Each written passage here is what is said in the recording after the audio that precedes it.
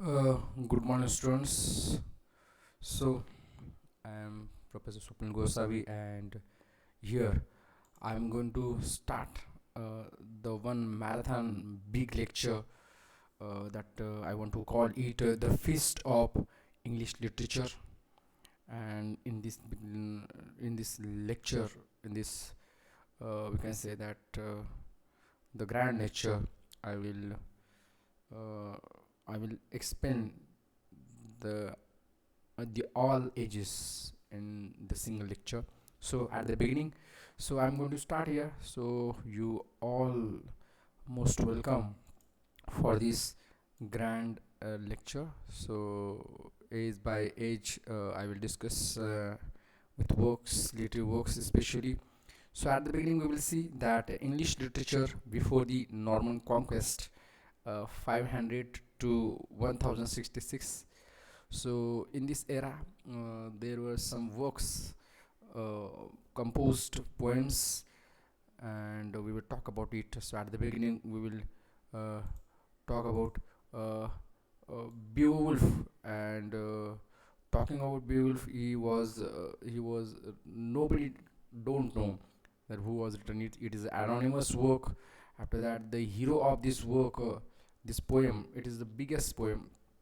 It is the first poem in English literature, and the hero of this poem uh, is Beowulf itself. The title itself indicate the name of the hero, and Beowulf was the king of Jits, and he was the son of Igdothew. And in this poem, we find there is another character whose name is Grendel, and Grendel was a monster. There was another character, Hrothgar. Hrothgar is the king in this poem, and he was the king of Danes actually. And in this poem, we find the dialect, the language is used. That is West Saxon dialect is used, and the poem is composed in 3082 lines. Here we can see, and other thing is that it the poem concludes. It ends with the funeral ceremony of Beowulf, and it is called. This poem is called the first major poem in European vernacular, and this poem is translated in 1999 by Seamus Heaney. That is the grand thing about that. There was another work in this era, and that work is Virsit. And Virsit is the oldest poem in the language, especially in English literature. The title of the poem is A Wide Wanderer, and it is the wandering of minstrel or traveling singer or musician. And in this poem, we find that the poet speaks of the feudal audience, and he sings of the various wars, and the poem is composed in 150 lines. There is another poem which about we will talk. That poem title is The Complaint of Deor, and here Deor is the main character, and who is a minstrel, but he is not a wanderer actually. So this poem is a lyrical form with a definite refrain, and it may be called the first English lyric. So the Complaint of Deor is called the first English lyric. It wrote in 42 lines and with the 7 unequal sections, and this poem ends with a Christian consolation. And there is another poem, the title of that text, yes, another literature, that is Versailles book, and it is an old English manuscript. It contains prose sermons and 3,500 lines of old English poetry. There were poems included in this text. The title of those poems were The Dream of the Rood, Andreas, Ellen, and The Fate of Apostles. These poems included in this text. There is another book that is a Exeter book, and this book is very important because it is the manuscript containing Old English poetry, and it is given. This book is given by Bishop Leofric to Exeter Cathedral. So Bishop Leofric gifted to Exeter Cathedral the book titled Exeter Book, and in this book there are some shorter poems such as the wanderer, the seafarer, the wife of lament, the husband's message, resignation, the complaint of Deor, Vidseed, the ruin, wolf and advisor. And there are some longer poem in this textbook, Exeter book. For example, Guthlac, Christ, the Phoenix, and Juliana. There was a writer who also contributed his important work for English literature. And at the beginning, we will see Cadmon, and he was the first native maker of English verse, and he was an inmate of Saint Hilda's monastery, which was situated near Whitby. He was an angel appeared to him in a dream. The angel appeared to him in a dream, and that angel asked him to sing in a praise of God. And after that, Cadmon composed the literary work that is title is a paraphrase in 1670. And talking about Cadmon's poetry, so he wrote a religious poetry which were influenced later poet like Cinewolf. So now we must talk about a Cinewolf. Cinewolf was a Northumbrian, Northumbrian, and there are his poems. Some poems are very, we can say that famous in that era, such as Juliana, the fate of the apostles, Christ, Elaine, and the dream of the root. So among all of these poem, the dream of the root is a masterpiece. It composed in 156 lines, and in this poem, the poet's vision of the cross and the address to him by the cross, describing the crucifixion. And in this era, we find there happened the Battle of Brunanburh. Yes, and on which there was written the book itself named the Battle of Brunanburh in 937, and it wrote in West Saxon dialect. And talking about this text, so here we find there is the description of the battle which fought between English and Danes people. Yes, English and Danes. And here Tennyson, yes, Lord Tennyson translated this verse in his book Ballads and Other Poems in 1880. After that, there is one of the versatile personality whose name is King Alfred. And talking about King Alfred, his lifetime is 849 to 901, and he was versatile because he was the greatest king of England. And there we find that he translated the works such as Orosius.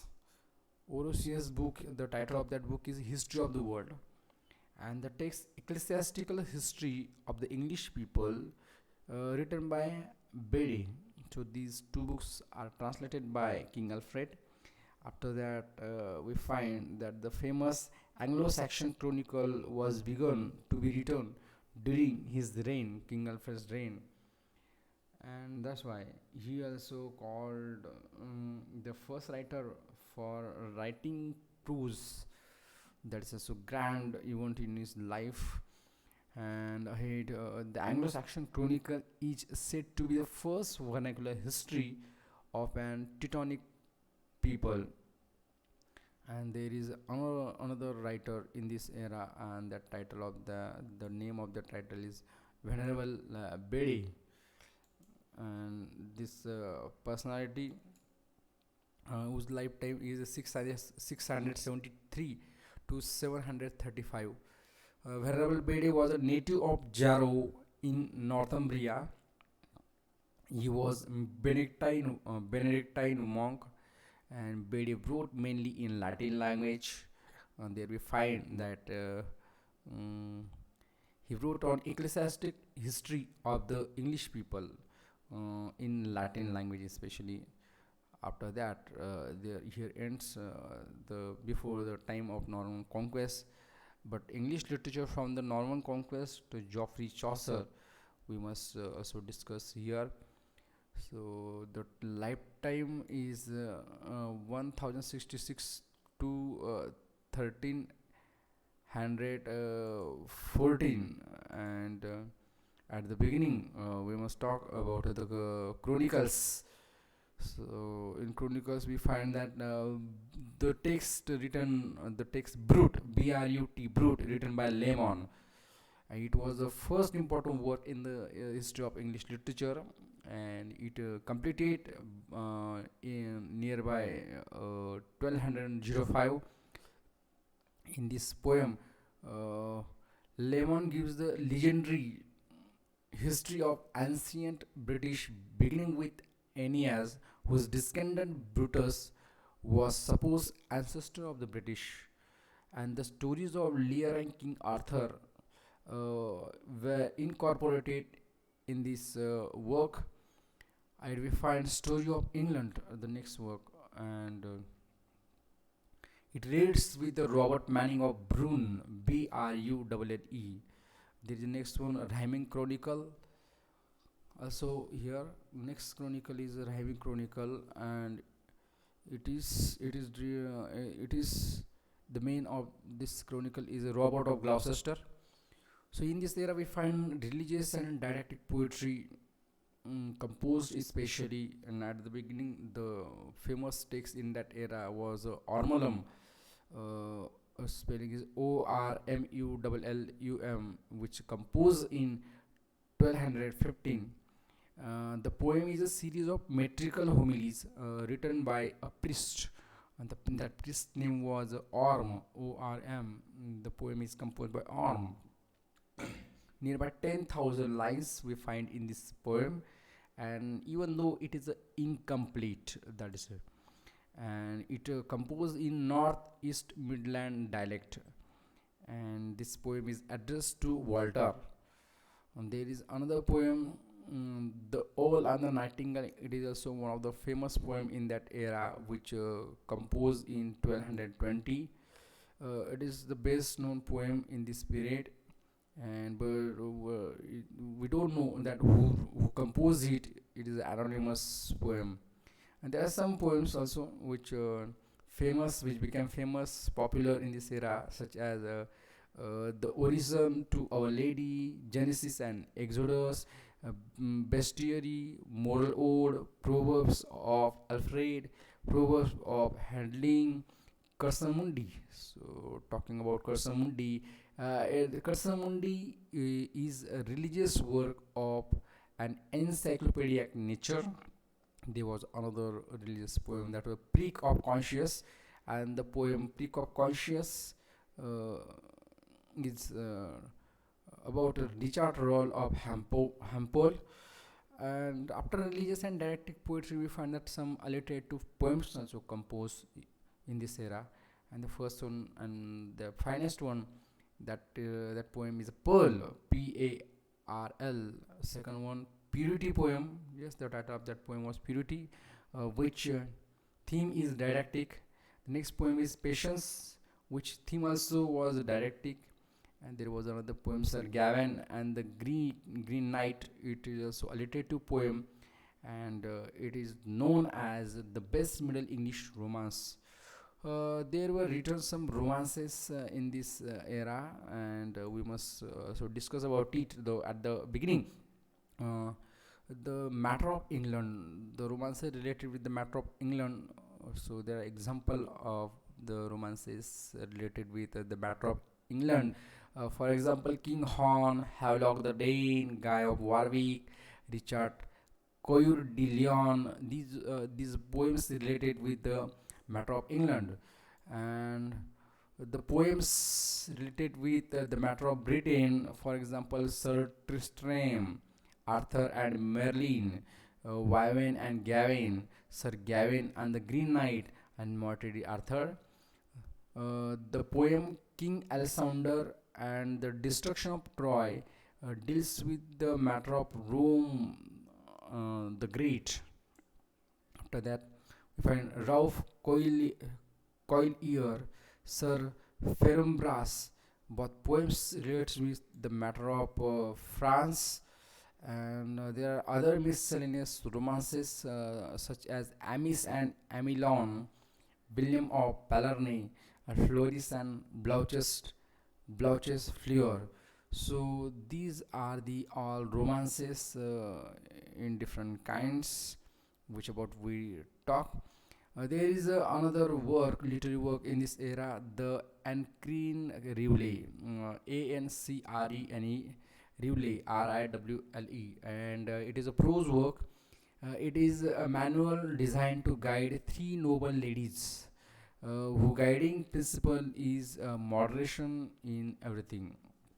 There was another work, the Ayenbite of Invit, Ayenbite, Ayenbit of Invit, Inwit, and this text is the translation of a French work actually. And so here we complete the time between we can say that from the Norman conquest to Geoffrey Chaucer. So here we will start to discuss about uh, the age of Geoffrey Chaucer, which lifetime is 1340 to 1400. Keep in your mind, and we find in this era some historical, there are some famous historical events are happen in this era. So at the beginning we find that uh, 100 Years War was started in this era. The war was happened between England and France, and this the time duration of this war is 1338 to 1453. That was the, and there was another Black Death was there, and which occurred between 1348 to 1349. After that, in this era, we find the Lodars movement was there. After that, there was a revolt of peasants, which was occurred in 1381. So there was some historical events which about we try to know. So here is the major and what we can say that bright star in the literary era. That personality name is Geoffrey Chaucer, whom about we will try to know. So who's the Geoffrey Chaucer's lifetime was 1340 to 1400. He lived during the reign of Edward III, Richard II, and Henry IV, especially. And his lifetime was spent in London. He was the patron of John of Gaunt, and he was the first poet. Geoffrey Chaucer was the first poet who buried in Poets' Corner, Westminster Abbey. Especially, we find that he was influenced by Ovid, Giovanni Boccaccio. Yes, and that's why he also called the father of English poetry.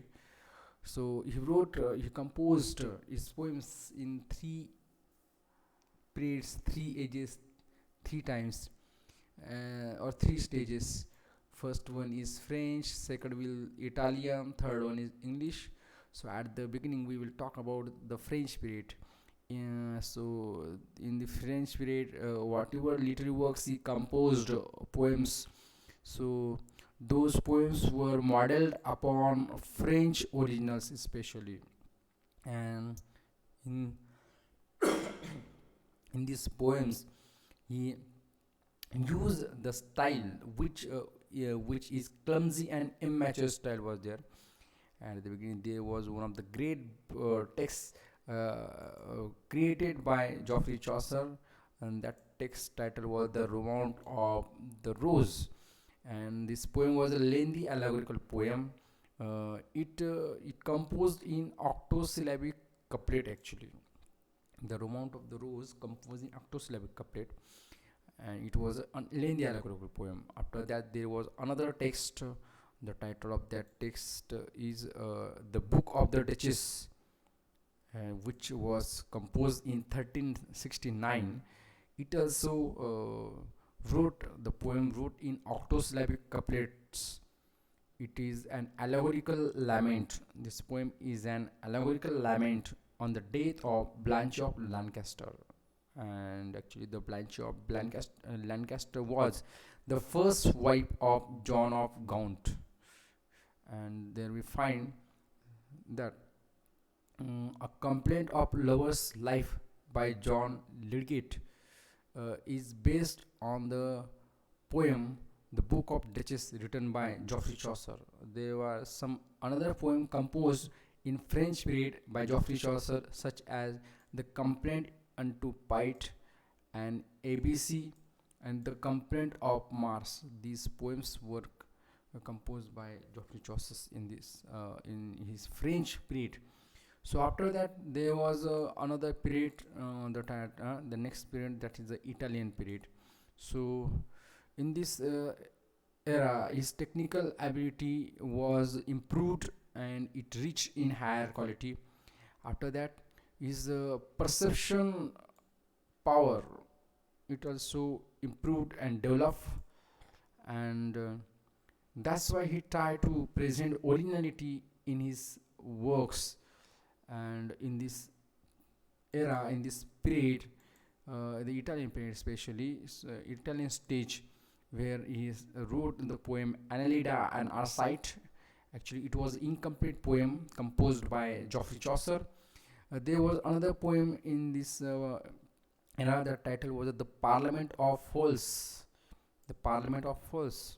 And this poem is this poem shows the characterization of the birds. The poem shows Chaucer's true comic spirit, and it composed in rhyme royal.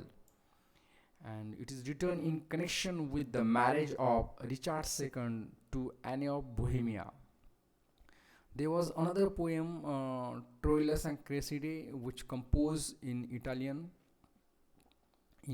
period, and it was actually a long poem. And this poem was adapted from Boccaccio's work El Filostrato, and that's why the poem Troilus and Cresside, what we can say, that knows as the best narrative work in this in the English literature. The poem composed in rhyme royal stanza, and that's why it becomes so much famous. The poem includes complex character of Cresside and Pandaros, reveal a new subtlety of psychological development, and this poem indicate Chaucer's growing insight into human motives. There was another poem in this stage, The House of Fame. Actually, this poem is the actually dream allegory. It is composed in octosyllabic couplets, and this poem is paradise Dante's The Divine Comedy. This poem is paradise Dante's Divine Comedy. And in this period, there is another poem, The Legend of Good Women. And this poem, this the intention writing or telling 19 tales of virtuous women of antiquity. So in this poem, there are tales um, of virtuous women, and it talks the about the virtuous women. And this poem finishes with 8 and ninth only begun. So here are nine characters, and for example, some characters are there, such as Cleopatra, Thisbe, Dido, Hapsipele, Medea, Lucrece, Ariadne, Philomela, Phyllis, Hypermnestra, etc., etc. That's why this poem also known as first attempt in English to use the heroic couplet. So the heroic couplet is applied in this poem by Geoffrey Chaucer, and there is a last poem. The title of that last, there is a last stage, last spirit, um, which is known as the English period or stage, in which he wrote the worldwide popular, worldwide famous literary text. That the text title is the Canterbury Tales. It was the greatest individual accomplishment because why? So he artistically used heroic couplet in this biggest literary text, and the Canterbury Tales based on Boccaccio's text. The title of that text, Decameron. Yes, and it wrote the Canterbury Tales wrote in English language. We find that the prologue of this poem portrayed gallery of 14th century England, and here nearby 29 pilgrims are in this poem. Somewhere there is including 29 pilgrims are there, plus 2 Chaucer and Harry Bailey. So all over nearby 31 pilgrims are there. Yes, there is a one character whose name is Harry Bailey. Harry Bailey is actually the host of the pilgrims during this traveling, and he judges all stories told by the pilgrims. And there is a place Tabard Inn in Southwark in this poem, which shows the setting of the poem. And after that, here is we find the one line to relive the tedium of the journey. Each of the pilgrims is to tell two tales on the outward journey and the two on the return journey. And the best narrator will be given a supper by the rest on the return to the Taban. So nearby 24 stories are told by the pilgrims or travelers, but we find that there were 20 stories uh, are completely finished and told fully, but there were four stories over there which were partly complete. So the characters, talking about characters in these stories. So there were some characters who belongs to military profession. Yes, there were three characters who belong to military profession, and those character names are a knight, a squire, a yeoman, yeoman. These are three characters belong to military profession. The some characters they belong to the ecclesiastical. They were eight characters. They were ecclesiastical. For example, the prioress, a nun, a monk, a friar, a summoner, a pardoner, a poor person, a clerk of Oxford. And in this, in this, all the Canterbury tales we find two tales are which compose in prose manner. The tale of Meliboeus,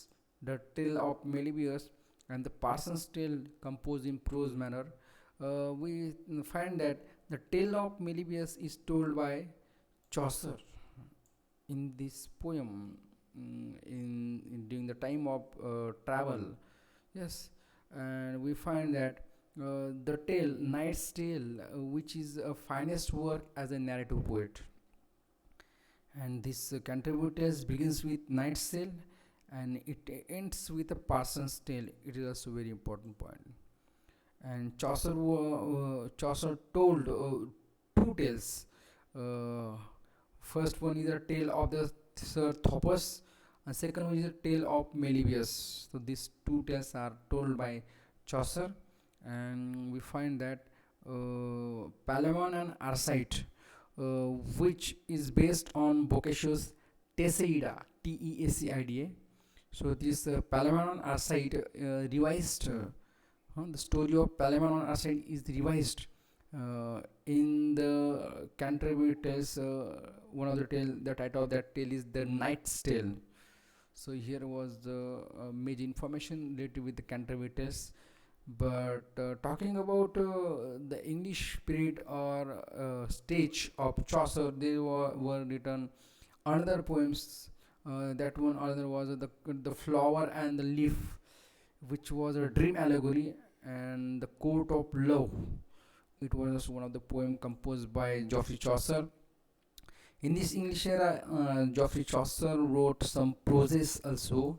For example, treatise on the astrolabe, translation of Boethius text, consolation of philosophy. So these two prose were composed, we can say that created by the Geoffrey Chaucer in his English period. After that, Geoffrey Chaucer mostly used East Midland dialect in his work. He found English a dialect and left it a language, said by Laws. L-O-W, Laws says, L-O-W-S, L-O-W-E-S. Laws says, Chaucer found English a dialect and left it a language. Spencer says, the well of English undefiled, because we find that there was W.J. Long also says the with the Long. So W.J. Long also finds criticize on Geoffrey Chaucer. The prologue to modern fiction, a prologue to the Canterbury Tales, is so long. So it was the narrative unity. We find that W.J. Long says that we find narrative unity in the works of Geoffrey Chaucer. Edmund Spencer says that with him is born our real poetry. John Dryden says, here is God's plenty. And G.K. Chesterton says, Chaucer's humor is a humor in the grand style. So some poets. So here we have some critical comments related with the Chaucer, which are given famous critics and writers in the English literature. But there were so many writers who influenced by Chaucer, such as Edmund Spencer. After that, we find John Milton, John Dryden, John Keats, Lord Tennyson, A.C. Swinburne, Robert Bridges, Walter Delamore, John Masefield. These greatest writers influenced by Chaucer. So after completing Chaucer, there were so many. There were so many other poets in contemporaries of Chaucer. We can say that, such as first at the beginning we can talk about John Gower. So John Gower, his lifetime was between 1332 to 1408, and he was a friend of Chaucer.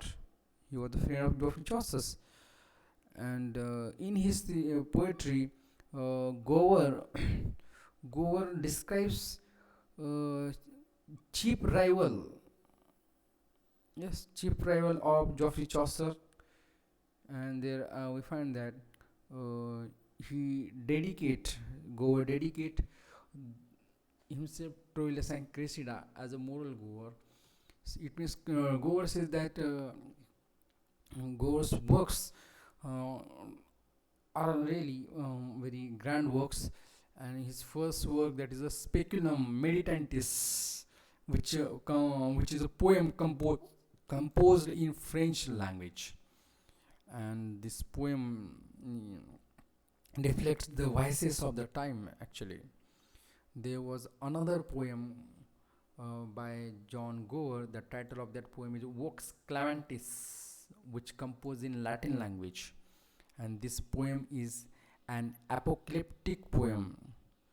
It includes 7 books. Vox Clamantis includes 7 books. With that, this text includes 10,265 lines, and it is we find in this poem elegiac couplets are there. Elegiac couplets are there, And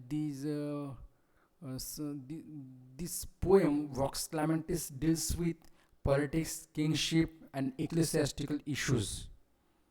And there we find Vastell's rebellion is described in this poem, and especially this poem is the satire on clergy.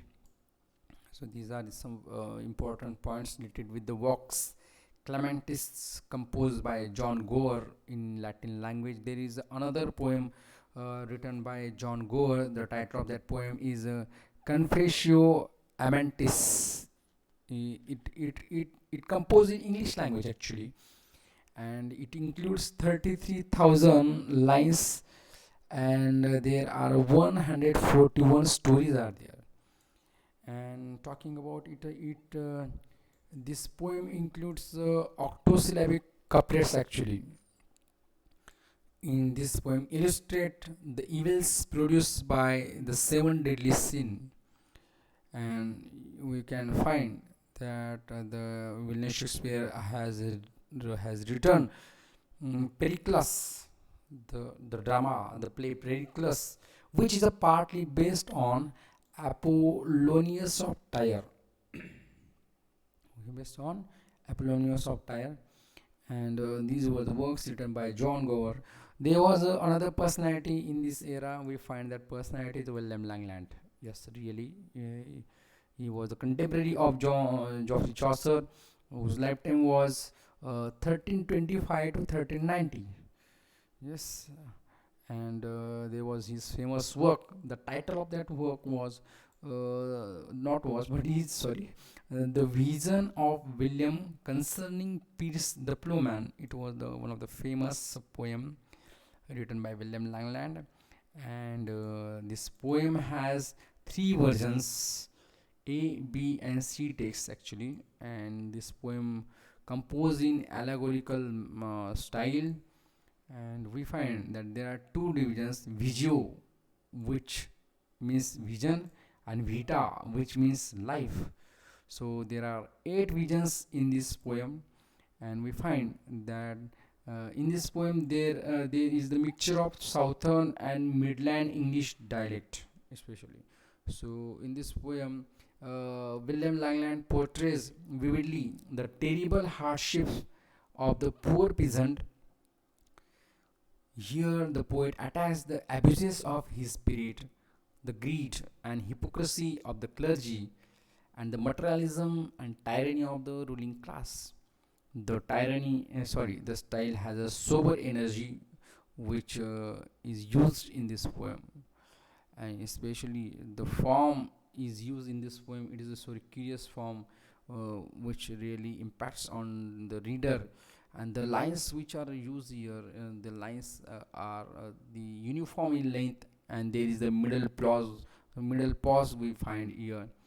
And William Langland's another great poem is Sir Gawain and the Green Knight. Yes, really, which is also one of the best poem composed by William Langland. And there was another writer, another poet whose name is John Barber. Yes, actually he was a Scottish poet, and he composed the greatest poem, which was become famous in that era as well as in present era too. The title of that poem is Bruce, which which completed in 1375. Bruce, Bruce, Bruce. And Bruce is a lengthy poem of 20 books and 13,000 lines. It composed in octosyllabic couplets actually, dears, and it shows the history of Scotland's struggle for freedom from the year 1286 till the death of King Robert the Bruce and the burial of his herd. And there is the heroic theme in this poem, and the heroic theme is the rise of Bruce, and the central incident of the poem is the Battle of Bannockburn. Battle of Bannockburn, Bannockburn, Bannockburn, and here really completed. But there are also prose also written prose also have written in this era, especially the era of Chaucer, Geoffrey Chaucer. So there were some prose writers such as John Wycliffe, who was one of the prose writers. Yes, writers whose lifetime was 1320 to 1384, and actually he was a theologian and controversialist personality. And we find that he was followed by Lollards. Yes, it was a school. It was a movement. It was we can say that a group of writers. We find that the Lollards movement. John Purvey, Purvey, Purvey was the leader of Lollard movement, Lollard groups, and the person Lollards who succeeded Wycliffe actually. Yes, yes. The the Lollard group was succeeded by the Wycliffe, and we find that this personality published several pamphlets also, which are wrote in English language. Yes, and John Wycliffe uh, wrote the first English Bible. That is also most important. That's why he was known as the founder of English prose, and he was also known as the real originator of European Protestantism.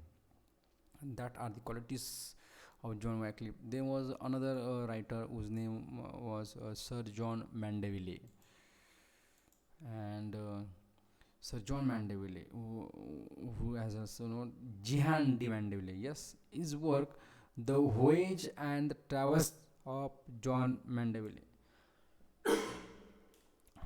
So here I find that because of its great popularity, the book, The Voyage and the Travels of Sir John Mandeville, was translated from French into many European languages, including English language. Actually, this is the travelogue, and it is a mixture of fact and fiction. And the translation, this is translated from the French Jean du Bourgogne, Bourgogne. And we find that it is the compilation of fabulous stories of Friar Odoric and Marco Polo, and it combines geography and natural history with romance and marvels. That's why this book, The Voyage and Travels of Sir John Mandeville, is the first English prose classic. That is the most important feature of the book. After that, there we can enter the 15th century, means from Chaucer to Total's Miscellany. The lifetime is 1400 to 1557. There were some historical events happened in this era, and the Battle of Agincourt happened in 1415. After that, the fall of Constantinople occurred in 1453, and there will happen War of Roses between 1455 to 1485, and this War of Roses occurred took place between the houses of York and Lancaster. And after that, the historical event, we can say that in the history of human life, there was we can say that miracle or entry of science, and William Caxton, who introduced the first printing press in England in 1476. So these were these some major historical events which took place in this era. So we should discuss about the poetry of the 15th century, in which at the beginning there are two groups whom about we will talk. First is English Chaucerians, and second one is Scottish Chaucerians. So at the beginning we will talk about the English Chaucerians. So in English Chaucerians, there was the first poet whose name was John Lydgate. His lifetime was 1370 to 1451, and John Lydgate was the friend of Chaucer, and he was acknowledged disciple of Chaucer also. So these, and after that he composed some poems. The Falls of Princess. This poem elaborates on monk's tale, and this poem is a French paraphrase of Latin work of Boccaccio. There was another poem, The Temple of Glass. Yes, John Lydgate wrote The Temple of Glass, and the Temple of Glass was modeled on the House of Fame actually. There were another poems written by John Lydgate. The poems were Pilgrimage on the Life of the Man, Reason and Sensuality, Troy Brook, Story of Thieves. The poem Story of Thieves is a new Canterbury tale. It is called A New Canterbury Tale. Actually, the Story of Thieves is composed by John Lydgate. There were another poem by John Lydgate, The Assembly of Gods, The Complaint of the Black Knight. And the literary text, The Complaint of the Black Knight, was modeled on the Book of the Duchess, which was composed by Geoffrey Chaucer.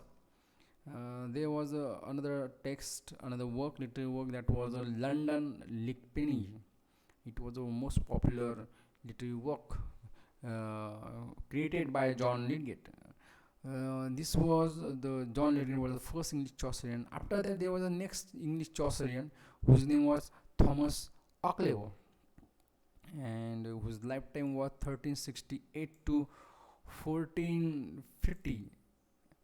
And here we find that he created some literary texts. The that was the Regiment of Princes, and the Regiment of Princes was written to win the favor of Henry V.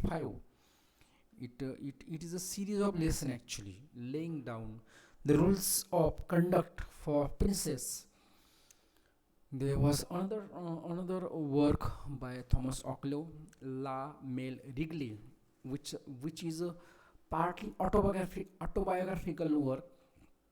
There were another works by Thomas Ockleo, The Complaint of Our Lady, Ockleo's Complaint. These, yes, The Complaint of Our Lady and Ockleo's Complaint. These are the literary works created by Thomas Ockleo. There was another poem of Thomas Ockleo, that was A Letter of Cupid. And A Letter of Cupid is an allegory actually, and it is the model of Legend of Good Women. The next work, The Governal of a Princess, and this is actually, we can say, the elegy type of lyric. It mourns the death of Chaucer actually. And the next one in English Chaucerians was John Skelton, and the lifetime of John Skelton was 1460 to 1529. He was a satirist. He was Skeltonics. So the style in which he would create the work is called Skeltonics, which means jingling octosyllabic couplet. Actually, Skeltonic is a jingling octosyllabic couplet. There are some works composed by John Skelton. So Garland of Laurel. After the Why Come Ye Not to Court. After that, Dirge on Edward IV, The Boy of Court, Magnificence. Magnificence actually play. It is a morality play created by John Skelton. After that, The Book of Philip Sparrow. It is an elegy on the death of a sparrow actually. The Book of Cooling Cloud. It was the famous literary work by John Skelton. And in this book, Colin Cloud is a peasant who, like Pierce Plowman, he rebukes the corrupt clergy of the times. So after that, after John Skelton, there is a personality, Stephen Hawes. Stephen Hawes is one of the English Chaucerians whose lifetime is 1475 to 1530. Hawes was an allegorist. He paves the way for Spenser actually. So there was his poem, the passes time of pleasure, and this poem was a romantic, homiletic poem. It composed in rhyme stanza and in couplets, dealing with man's life. This poem deals with the man's life in the world, and especially this poem is the reminiscent of Bunyan, Bunyn, and especially uh, the poem "The Pastime of Pleasure" uh, influence to the allegory of Edmund Spencer. That's why it was famous. There are other works created by Stephen Hawes. Those works are the example of virtue, the conversion of swearers, a joyful meditation. After Hawes, there was another personality in English Chaucerians whose name is Alexander Barclay, whose lifetime was 1475 to 1552, and he composed the work "The Ship of Fools." And "The Ship of Fools" is a translation of a German work by Sebastian Brandt. Uh, the Ship of Fools is the satirical portraits of the various kinds of foolish men. And there was another work by Alexander Barclay, that is Certain Eclogues, and Certain Eclogues was the earliest collection of pastorals actually. So these were the English Chaucerians. So after English Chaucerians, we must discuss about the Scottish Chaucerians. And at the beginning, the first Scottish Chaucerian is a King James I, whose lifetime is 1394 to 1437. He wrote first literary work which title is The King's Square, and in this work, his love for the Lady Jane Beaufort, and Lady Jane Beaufort was the daughter of Duke of Somerset, and the Duke of Somerset was actually the cousin of Henry V. So this poem, "The King's Square" by King James I, composed in rhyme royal. Yes. After that, there were other work like Pebbles to the Play, Christie's Kirk on the Green. These were the works by King James. After that, there was another personality, Sir David Lindsay, whose lifetime was 1490 to 5055. And he composed first poem "The Dream," which was composed in rhyme royal. There was another poem by Lindsay, "The Testament of Squire Meldrum," and it was composed in octosyllabic couplets, and it is a romantic biography. Yes, it is romantic biography. And there were another poems by "The Testament and Complaint of the Papango," and a peasant satire of the Three Estates, and a pleasant satire of the Three Estates was a morality play written by Sir David Lindsay. There was another personality, Robert Henderson. So the lifetime was Robert Henderson was 1429 to 1508, and Robert Henderson composed the longest poem. The title of that longest poem is "Moral Fables of Aesop," and it was composed. "Moral Fables of Aesop" was composed in rhyme royal. And there was another poem, "The Testament of Cresside." Yes, it is a continuation of Chaucer's "Troilus and Cresside," and we can say that the Robert Henderson who was concluded the poem "Troilus and Cresside" by Chaucer uh, in his poem "The Testament of Cresside." So it was a tragic conclusion actually. There was another poem, "Orpheus and Eurydice" by Henderson, Robin and Mackney, "Garment of Good Ladies." And there was another Scottish Chaucerian was William Dunbar. Yes, and whose lifetime is 1460 to 1530. He was a Scottish Chaucer, and especially Dunbar was the chief of the Scottish Chaucerian poets. That is the main quality. And Dunbar wrote Golden Torch.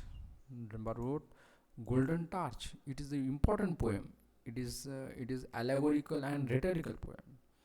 Next poem, "The Thistle and the Rose." In this poem, the poet celebrates the marriage of James IV and Margaret. There was on the poem Dance of the Seven Deadly Sins, which is a satire. And after that, two are married women and the widow, which is also satire. And the last one, the Lament for the Maccabees. So these were the works created by William Dunbar.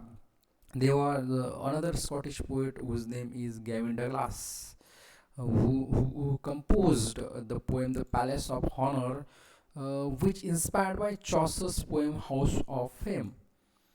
There was another literary work King Heart by Douglas. After that, also Conscious was the literary work by Douglas, which is a quibble on the word conscious. And last one is Aeneid, Aeneid. Yes, this literary work is translated. This literary work is uh, translated by Douglas. Yes, and actually Aeneid we know very well it is the work of Virgil, and this work is translated. So these were the Scottish Chaucerians, and here ahead is the 15th century from Chaucer to Totes Miscellany, 1400 to 1557. So prose, we will talk about the prose of the 15th century. So after short little break, we will talk about it. So after short little break, so we will continue uh, the 15th century from Chaucer to Totes Miscellany. The time duration is 1400 to 1557. So now we will talk about the prose of the 15th century. So at the beginning there was writer Reginald Peacock. Reginald Peacock, whose lifetime was 1395 to 1460. He wrote two greatest work. First one was The Refresher of Over Much Blaming of the Clergy, and second one was The Book of the Faith. There was next writer whose name is Sir John Fortesque, whose lifetime is 1394 to 1476. Sir John Fortesque wrote the work The Difference Between an Absolute and Limited Monarchy. And there was next greatest personality in this era whose name is William Caxton, whose lifetime is 1422 to 1491. So he was the personality who created the first English printer. Uh, his press was situated at at Westminster, and he was a translator actually. So in 1476, Caxton established himself in London as a printer, and he wrote some books, some literary works such as the Dictates and Senges of the Philosophers, which is first book printed in England. So the book The Dictates and Senges of the Philosophers is the first book printed in England. So keep in mind. And there was next one Requel of the Histories of Troy. Next one Game and Play of the Chess. And there was a text William Caxton, a quincentenary quincentenary biography. So in 1976, it was a scholarly work by G.D. Painter. Yes, and there was another prose writer in this era whose name is John Fisher, and he wrote in Latin language. John Fisher's greatest work was The Ways to Perfect Religion. Yes, there was next writer Hughes Latimer, and Hughes Latimer wrote two volumes of sermons in 1549.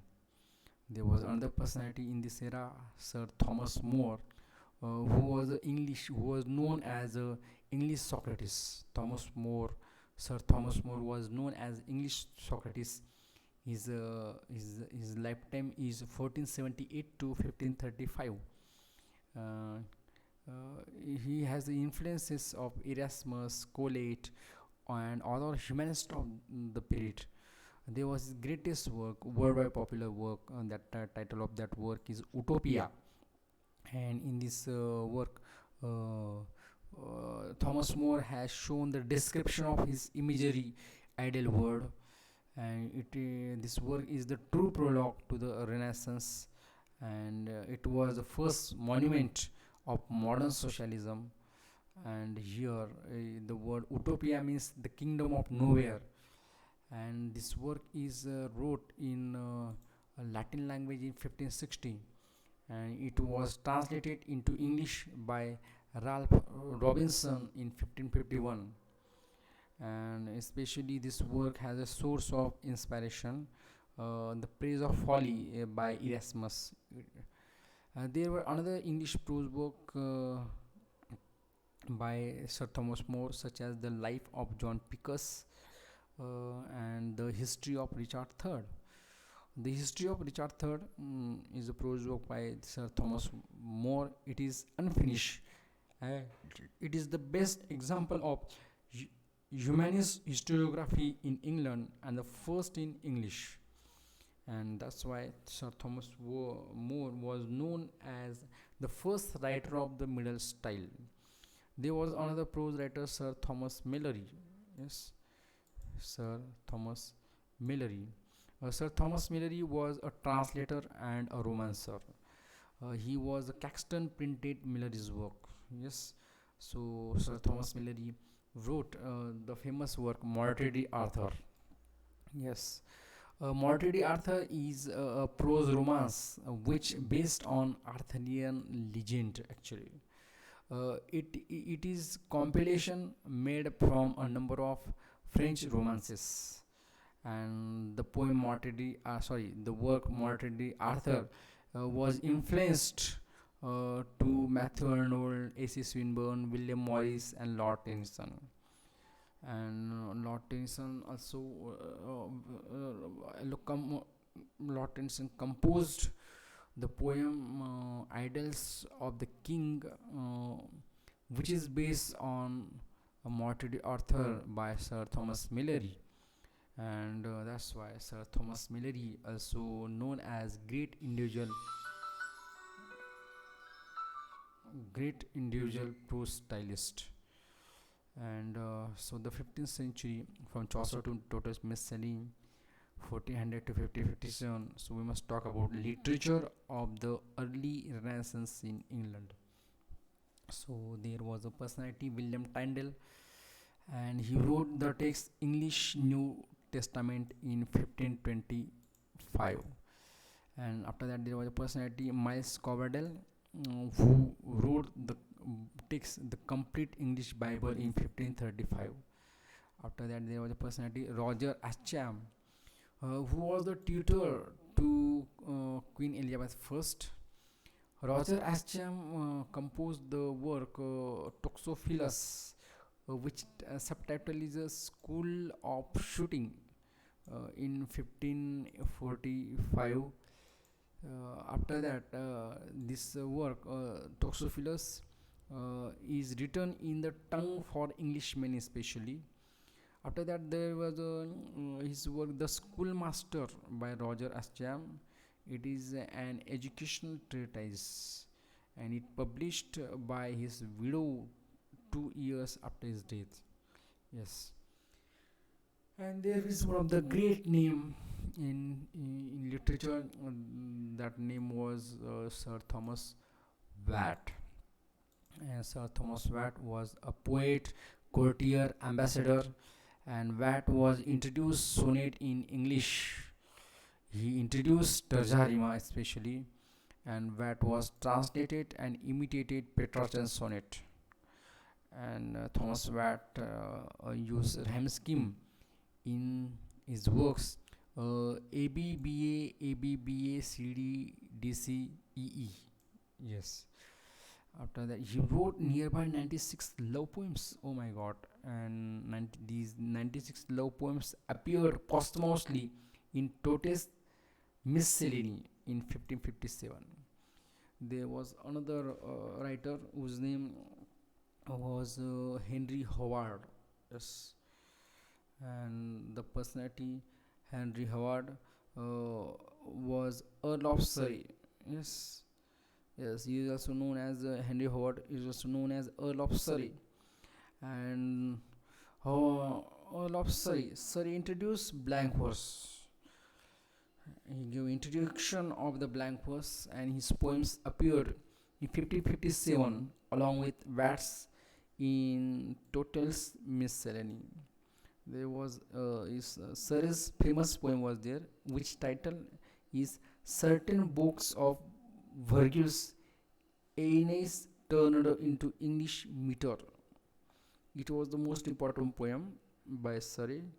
There was a work, Totes Miscellany, which was first printed anthology of English lyrics, uh, and it is a historical important collection of 271 poems actually.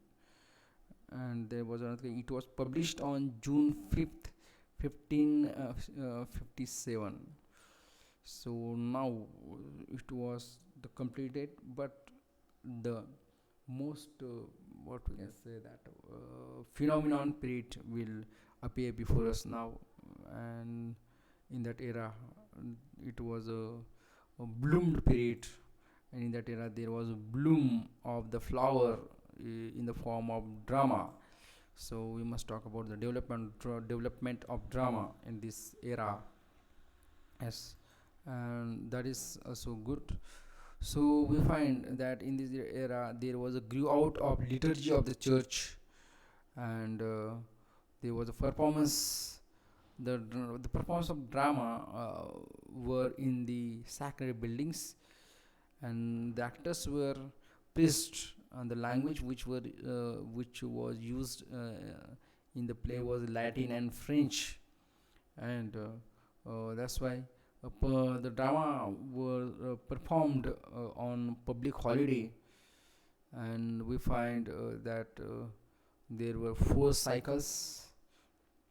Yes, so we must talk about four cycles. That first one, the Chester cycle; second one, the Coventry cycle; third one, the Wakefield cycle, uh, which is also called a Townley cycle; and the fourth and last one is the York cycle. So we find that in the Chester cycle we find 25 plays. Mm, uh, so and the Coventry cycle includes 42 plays. The Wakefield cycle includes 31 plays, and the York's and cycle includes 48 plays. But there was the concept, the miracle play, which is very important. If we want to intro, if you want to introduce the drama, if you want to try to understand the concept drama, so the concept miracle play we must understand. So we find that a miracle play is we find uh, we find that a miracle play is a drama that recounts the life of a saint, a miracle performed by Christ, or a miracle performed by God through a saint's faith or actions. Some, but not all, of these stories from the Bible. Originally developed within medieval Christian church and written in Latin, miracle plays served as dramatized part of liturgical service.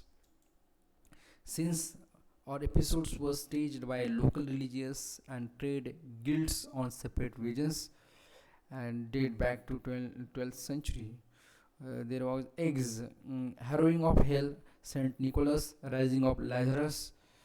This place belonged to Wakefield cycle.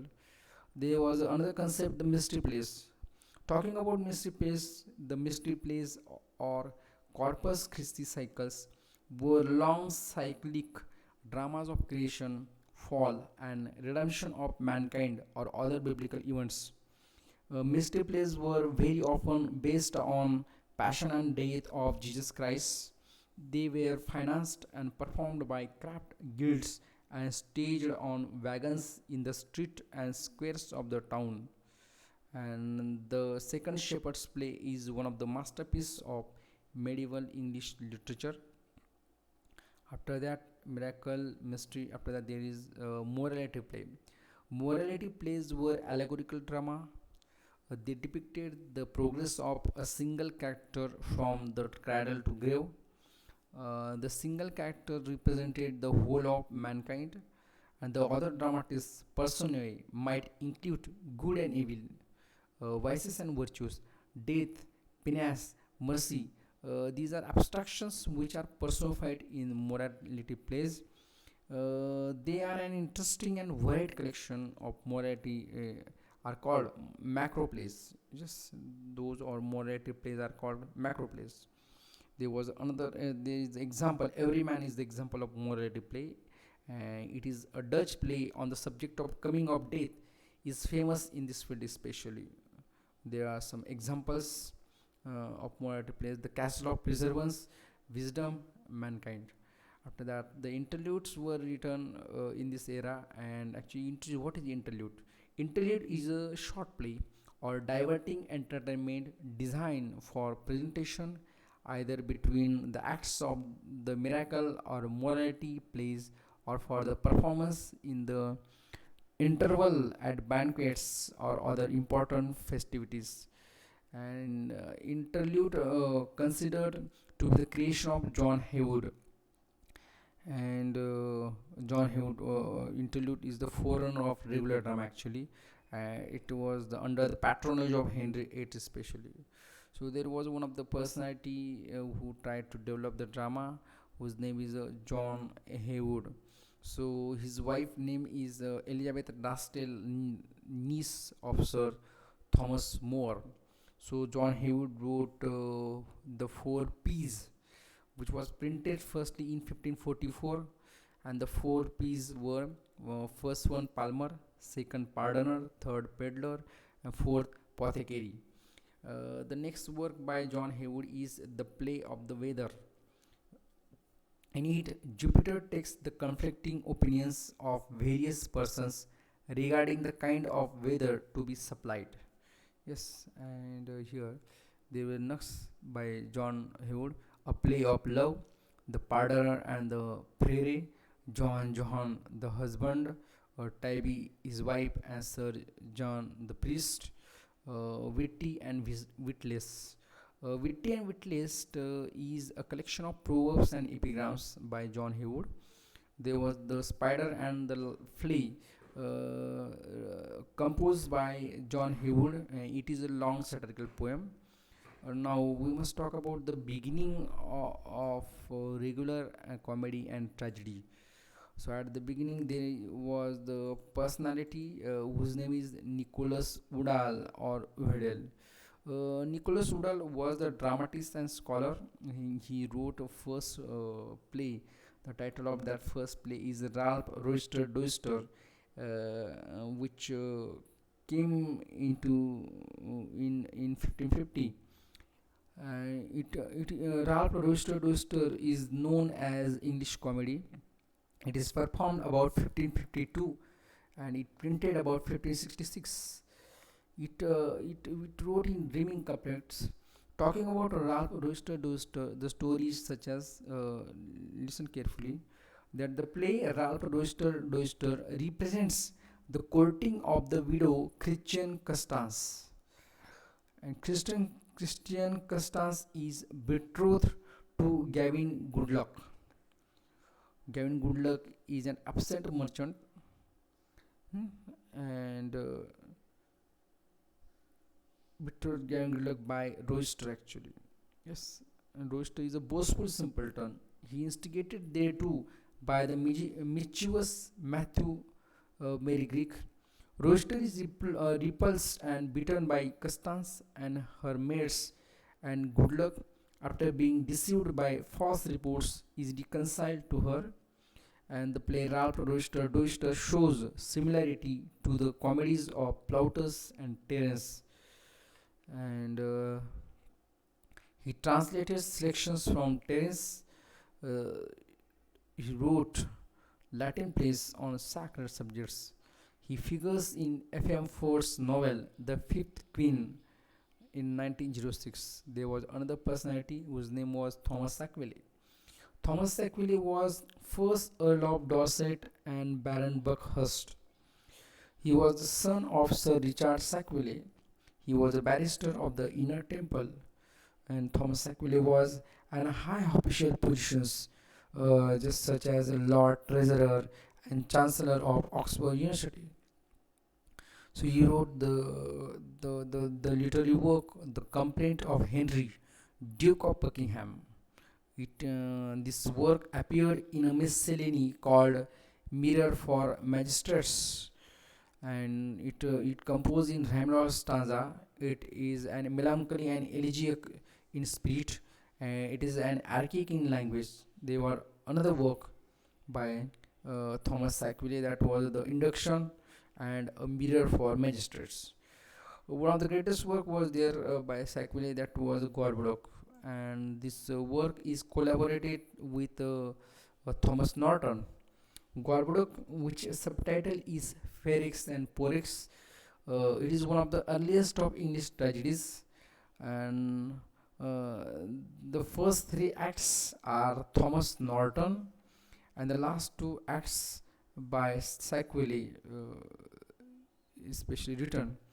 Acted in the Inner Temple. This play is acted in the Inner Temple Hall on 12th night in 1561, and the play Gorboduc is constructed on the model of a Senecan tragedy, and the subject is taken from the legendary chronicles of Britain. So now we must talk about the story of the Gorboduc. Gorboduc and Videna are king and queen. Ferrex and Porrex are their two sons. And the Dukes of Cornwall, Albany, Logres, and Cumberland are the other chief characters in this play. Ferrex and Porrex quarrel over the division of the kingdom. Ferrex is killed by Porrex, and Porrex is murdered in revenge by his mother. The Duke of Albany tries to seize the kingdom, and civil war breaks out. So actually, there is no action on the stage in the play, and the events being narrated in blank verse. And Sydney says in defense of poetry that Gorboduc is full of stately speeches and well-sounding phrases. And the legend of Gorboduc is told by Geoffrey of Monmouth and figures in Spenser's Fairy Queen, where Gorboduc is called Gorbogud, Gorbogud, and we find that it was there was a use of a blank horse, and there were earliest dramas, yes, and so some tragedies were there. Appius and Virginia, which was written by Anonymous, it is tragedy, yes. And next one is a history of Horace. It was also anonymous literary work, which is also tragedy. After that, Jocasta was there. After that, Camby's King of Persia. After that, Misfortunes of Arthur. There were some history plays in the earliest plays, such as the famous victories of Henry V. After that, the troublesome reign of King John. After that, the chronicle history of the King Lear. And there was one comedy, Gammon Gurton's Needle. So in this year, so now the bloomed era is going to come before us, and that bloomed era is nothing but the age of Shakespeare, which timeline was 1558 to 1625, and there were some historical incidents happen in this era. We find that in 1557 the reign of Queen Elizabeth occurred. After that, in 1558 the accession of Elizabeth happened, and we find that in 1625 there was the death of James I, and it is also it is the part of the age of Shakespeare, is the part of Renaissance, because we find the Renaissance in 14th and 15th, which means from 14th to 15th century, and in we find that in 1453 there was the fall of Constantinople to Ottoman Turks. There was the meaning of Renaissance is the rebirth or revival, and this Renaissance was began in Italy, especially we can say that. So they were humanist. This concept is most important, humanist, and we must talk about it. The term humanism and humanist originally come from the Latin humanista, humanista. It was used in 15th century. Humanist was used in the 15th century to denote the teacher who taught the Greek and Latin classics or the humanities. According to Encyclopedia Britannica, Petrarch, one of the early humanists, regarded man or himself as the object of his inquiry and study.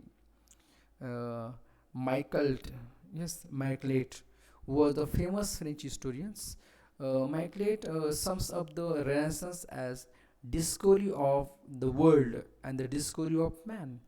The maritime explorers of the 15th century discovered the new world in the far west and new sea routes to the east. The Renaissance scholars of the West discovered the richness of the ancient Greco-Roman world. They are realize the humanists are realize the real worth and value of. Hence, we come to humanism, essence of Renaissance culture. Yes, and philosophy. It is not good centered, but a man centered philosophy. Humanism is the good is not God centered, sorry, God centered, but it is a man centered philosophy. There was a first humanist personality uh, whose name is Erasmus. Yes, whose name is Erasmus, and he was his full name was Desiderius Erasmus, whose lifetime was 1467 to 1536. Erasmus was a Dutch humanist. He wrote the work Encomium Mori. Yes, in English version, The Praise of Folly. It appeared in 1511. It is a satire. It is written at the suggestion of More. It is directed against theologians and church dignitaries. There was a next humanist was a John Colet. John Colet. After that, Sir Thomas More. After that, Sir Thomas Eliot. So Sir Thomas Eliot was written the book named The Governor. It was published in 1531, and the book named The Governor is a treatise on education and politics. There was a next writer, Roger Ascham. Yes, he wrote the work The Schoolmaster. Yes, the Schoolmaster is an immediate influence on Philip Sidney's defense of poetry. It is an important landmark in later education theory. Dr. Johnson wrote an anonymous Life of Ascham to accompany James Bennett's edition of 1761. There was a next humanist whose name is Sir Philip Sidney, whose lifetime is 1554 to 1586. Sidney was killed at Battle of Jutphen in 1586. His literary work occurred between the years 1578 and 1582, and there was his poem collection name is Astrophel and Stella, which appeared in 1591. Astrophel and Stella is a sequence of 108 love sonnets. It has a plot which the unhappy love of Astrophel for Stella. Astrophel means lover of star, and Stella means star. And it was written to his mistress, means Sidney's mistress, whose name is Lady Penelope Rich. And this poem adopts Petrarchan octave with variations in sestet, which include the English final couplet. There was another work titled Arcadia by Sir Philip Sidney. It was appeared in 1590. Yes, it was published in 1590, but it was an incomplete work, and it was completed in 1598. Yes, Arcadia is a pastoral romance. It was first published after Sidney's death, and they find that Shakespeare based the Gloucester's plot of King Lear on Sidney's story of the Paphlagonian unkind king, and Richardson also took the name of his first heroine, Pamela, from Sidney's romance Arcadia. There was another work by Sir Philip Sidney, The Apology for Poetry. Its subtitle is The Defense of Poetry, which appeared in 1595. Actually, this work is the answer to Gosson's work, School of Abuse. Uh, and we find that Gosson dedicated his work to Sydney in 1579. It was an abusive Puritan pamphlet. So there were two editions of the work appeared posthumously in 1595. The work is nothing: The Apology for Poetry or The Defense of Poesy. So this work was published by Ponsonby, bore the title The Defense of Poesy. It was published by Olney, Olney, an Apology for Poetry. And Ponsonby was the official publisher of Sydney actually. So these were the works of Sydney. And now talking about the age of Shakespeare, there was a personality, Edmund Spenser, whose lifetime was 1552 to 1599. And Spenser was the first unofficial poet laureate. And Sydney patronized Spenser especially, as far as historical knowledge is concerned. Sydney patronized Spenser, and Spenser was the greatest non-dramatic poet of the age. And talking about him, that is estate, Kilcolman Castle, which is near Limerick, is estate of estate in Ireland of Spencer. After that, there were his minor poems. First one is The Shepherd's Calendar. Edmund Spenser composed the poem The Shepherd's Calendar in 1579. A group of 12 eclogues, one for each month, sung by various shepherds in this poem. Out of 12 eclogues, 4 of them deal with love. One is in praise of Elisa, means Queen Elizabeth. One is a lament for a maiden of great blood. 4 deal with matters of religion or conduct. One describes a singing match. One laments the contempt in which poetry is held. Last one, complaints by Colin Cloud, the author himself. It means these are the 12 eclogues in the Shepherd's Calendar by Edmund Spenser.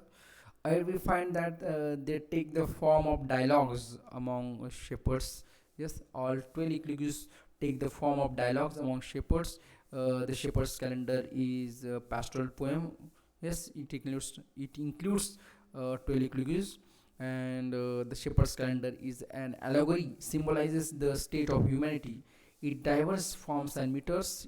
It dedicated to Sydney. Yes, I mean Edmund Spenser dedicated the work The Shepherd's Calendar to Sydney. Yes, and this work modeled on the eclogues of Theocritus, Virgil. There was another work by Edmund Spenser. The title of that work is The Ruin of Time, which appeared in 1591. It is an allegorical elegy on the death of Sydney. The poem is dedicated to the Countess of Pembroke, who was the Sydney's sister. And this work included in complaints. There was next work, The Tears of the Muses, by Edmund Spenser. In this poem, the poet condemns through the mouth of several muses the decay of literature and learning. This work included in complaints also. There was another work by Philip Sidney, Sir Philip Sidney, that is the Mother Hubbard's Tale. Its subtitle is a Prosopopoia. Yes, Prosopopoia. Yes, Mother Hubbard's Tale is a satire in rhymed couplets.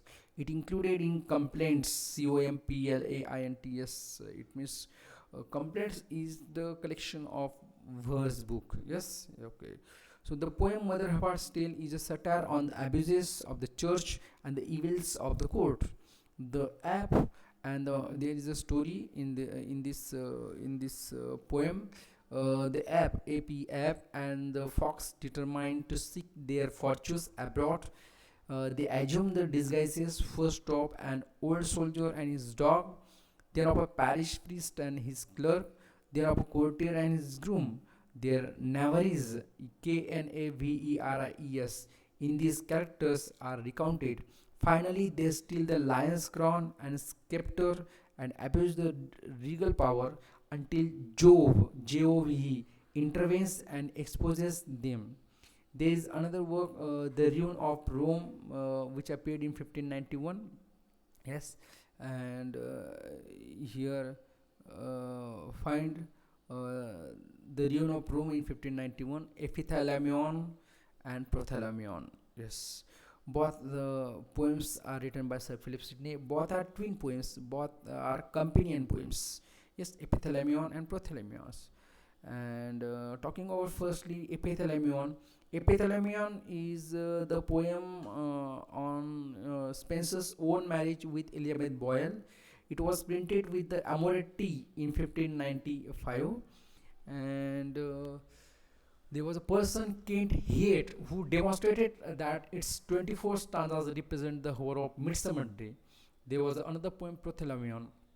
Prothalamion is to celebrate the marriage of Catherine and Elizabeth Somerset. Uh, there was his sonnet collection book, which title is Amoretti. Amoretti appeared in 1595. Amoretti included 88 Petrarchan sonnets. It celebrates the progress of his love, his courtship of Elizabeth Boyle. Yes, there was another poem, Calling Cloud Come Home Again by Sir Philip Sidney. It was a pastoral elegy actually, and it is Spenser's first London journey and the vices inherent in court life. It was dedicated to Raleigh, and the poem Calling Cloud Come Home Again describes in allegorical form how Raleigh visited Spenser in Ireland and induced him to come to England his Cynthia to see, for example, the Queen. There is a charming description of the sea voyage, after which the poet tells of the glories of the Queen and her court and the beauty of the ladies who frequent it. Then follows a bitter attack on the envies and intrigues of the court. The poem ends with a definition of true love and a tribute to Colin's proud mistress Rosalind. There was another poem, another literary work by Sir Philip Sidney. The title of that literary work is A View of the Present State of Ireland, which appeared in 1594. It is a prose work, and it was written in the form of dialogue. The next work by Sir, the next work is Astrophel, which appeared in 1586. It is an pastoral elegy. It wrote on the death of Sir Philip Sidney. Next one, Edmund Spenser's The Fairy Queen, which is the most important, the most fabulous, the most famous, the most popular, the phenomenon, miracle. Yes, so that was the Fairy Queen was a long work actually. It is a dense allegory in epic form of Christian values tied to Arthurian legends, and we find that out of 12, only 6 are completed. And the Fairy Queen was published in 1590. Yes, the Fairy Queen was published in 1590, but only first 3 books are published in 1590, and the second 3 books were published in 1596. And this poem was composed in archaic language, especially it was composed in Spenserian stanza. And we find that this Fairy Queen is an introductory letter to Sir Walter Raleigh, which details the plan. Here ahead we find that by the Fairy Queen the poet signifies glory in the abstract and Elizabeth first in particular. Yes, there were some figures, yes, by the names such as Britomart, Belphoebe, Marcella, and Gloriana.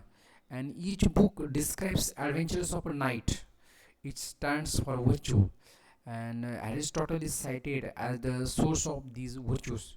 So there are six books.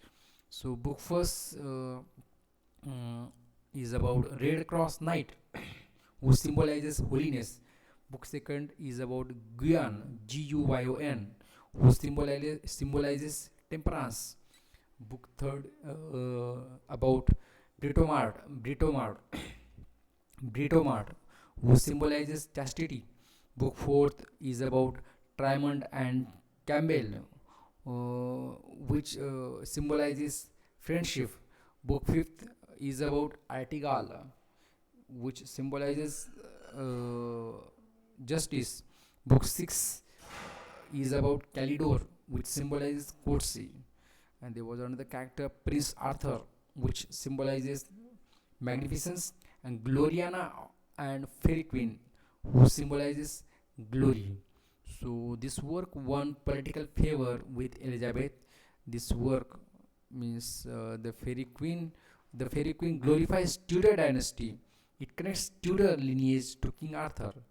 It is an allegorical and elusive external conflict of good and evil, and it has influence to Orlando Furioso by Ariosto, Jerusalem delivered by Tasso, and Edmund Spencer. Yes. So Charles Lamb, epithet, the poet's poet. Charles Lamb says that Spencer is the poet's poet. And Lady Annie Clifford, yes, was the prince of the poets in his time. Lady Annie says that Spencer is the prince of the poets in his time. So in this way we have talked. So now the poetry, the age of Shakespeare, 1558 to 1625. Here are some poets. So after a short little break, we will discuss about it. So after short break, we are going to continue the age of Shakespeare, and here at the beginning, so we will talk about the John Donne, yes, whose lifetime is 1573 to 1631. John Donne was the first great Anglican preacher. He was the secretary to Sir Thomas Egerton, and here we find that Donne secretly married with Anne More, and Anne More we know very well. She was the Lady Egerton's niece, and John Donne has the patron. The patron were Sir Robert Drury of Hosted, Sir Walter Chute, Chut, and Isaac Walton wrote a biography on John Donne. So there were his work. The first work by John Donne is Anniversaries, which is created in the honor of Sir Robert's dead child Elizabeth. There was after that Of the Progress of the Soul, uh, is an unfinished satirical epic. Songs and Sonnets is the collection of love poems. After the Air and Angels, a nocturnal upon a lucid day, a benediction for the morning, the ecstasy. These are some works by John Donne. After that, he composed holy sonnets. Yes, it includes religious poetry and nearby 90 in 19 yes 19 poems. After that, a hymn to God the Father was written by John Donne after his wife's death in 1670. And Dryden says that Donne affects metaphysics. And there were some prose works written by John Donne. First one was the Pseudo Meteor. It is an attack on Catholics who had died for their faith. After that, Ignatius is conclave. This This was the satire upon Ignatius Loyola and the Jesuits. After that, Thanatos. It is a defense of society. After that, Devotions. It is an best introduction to John Donne's prose because it gives an account of his spiritual struggles during a serious illness. After that, Sermons. It is the finest prose work. And the last prose work is the Death's Duel. There was a next writer was John Gascoigne, who was a soldier. Uh, he wrote a verse, The Steel Glass, in 1576. It is written in blank verse. It is a satire in verse. It published in 1576. After that, Jocasta by Gascoigne. It is a tragedy. It is a landmark in the growth of the drama. It is based on Euripides but actually translated from Lodovico Dolce, D-O-L-C. Lodovico Dolce is a strange Chaucerian novella actually, and The Adventures of Master F.J. Supposes by Gascoigne. Supposes is the first prose comedy. It is based on Shakespeare's Taming of the Shrew. The next works by Gascoigne were the certain notes of instruction concerning the making of verse of rhyme in English. It is the title of the text actually. It is the first treatise on poetry. After that, the Glass of Government Artigical Comedy and the Doom of Doomsday. Both works are written by Gascoigne. The next personality was Michael Crichton, yes, whose lifetime was 1563 to 1631. In Michael Crichton, we find that the harmony of the church. The harmony of the church, yes, it is the metrical translations from the scriptures. It is the paraphrase phrases. It is the paraphrases from the OT, means Old Testament and Apocrypha. The next work is Idea, the Shepherd's Garland, by Drayton. Uh, Idea the Shepherd's Garland is an eclogue in the Spenserian manner, including praise of Queen Elizabeth, yes, and lament for the death of Sydney. And next one, Idea is Mirror by Drayton. It is a sonnet sequence. It published in 1594. It has a final version which entitled Idea.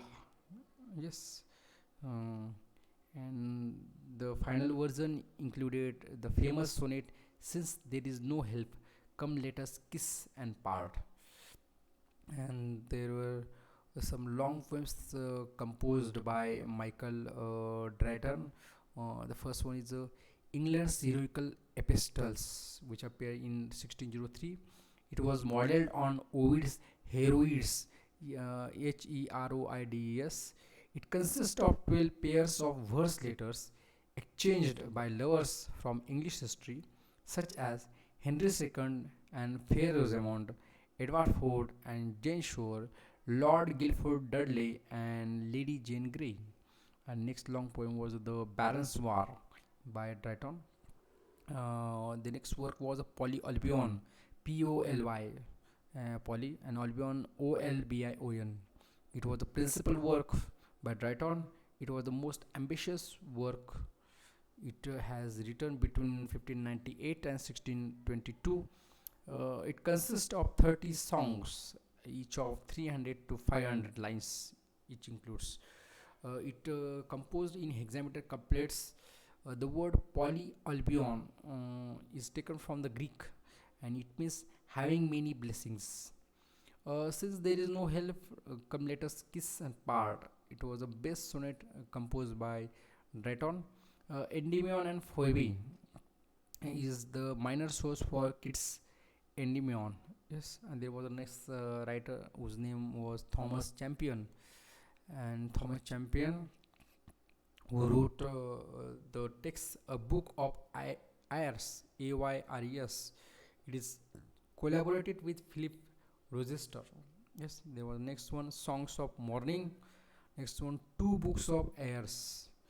And here, Champion is one of the best personality in the literature, and he was the accomplished poet. He lacks the highest inspiration of poetry, excels in the lower technical features. And there was a next writer whose name is Phineas Fletcher. Phineas Fletcher composed the poem The Purple Iceland, or The Isle of Man. Yes, it is a cheap and important poem. It is a curious work in 12 cantos. It describes the human body in allegorical descriptive fashion. There was a next work by Fletcher, The Locust, which subtitle is Apollonists. Apollyonists. It is a violently anti-Catholic piece with a conclave in hell thought by some to have influenced Milton. And there was next one is Giles Fletcher.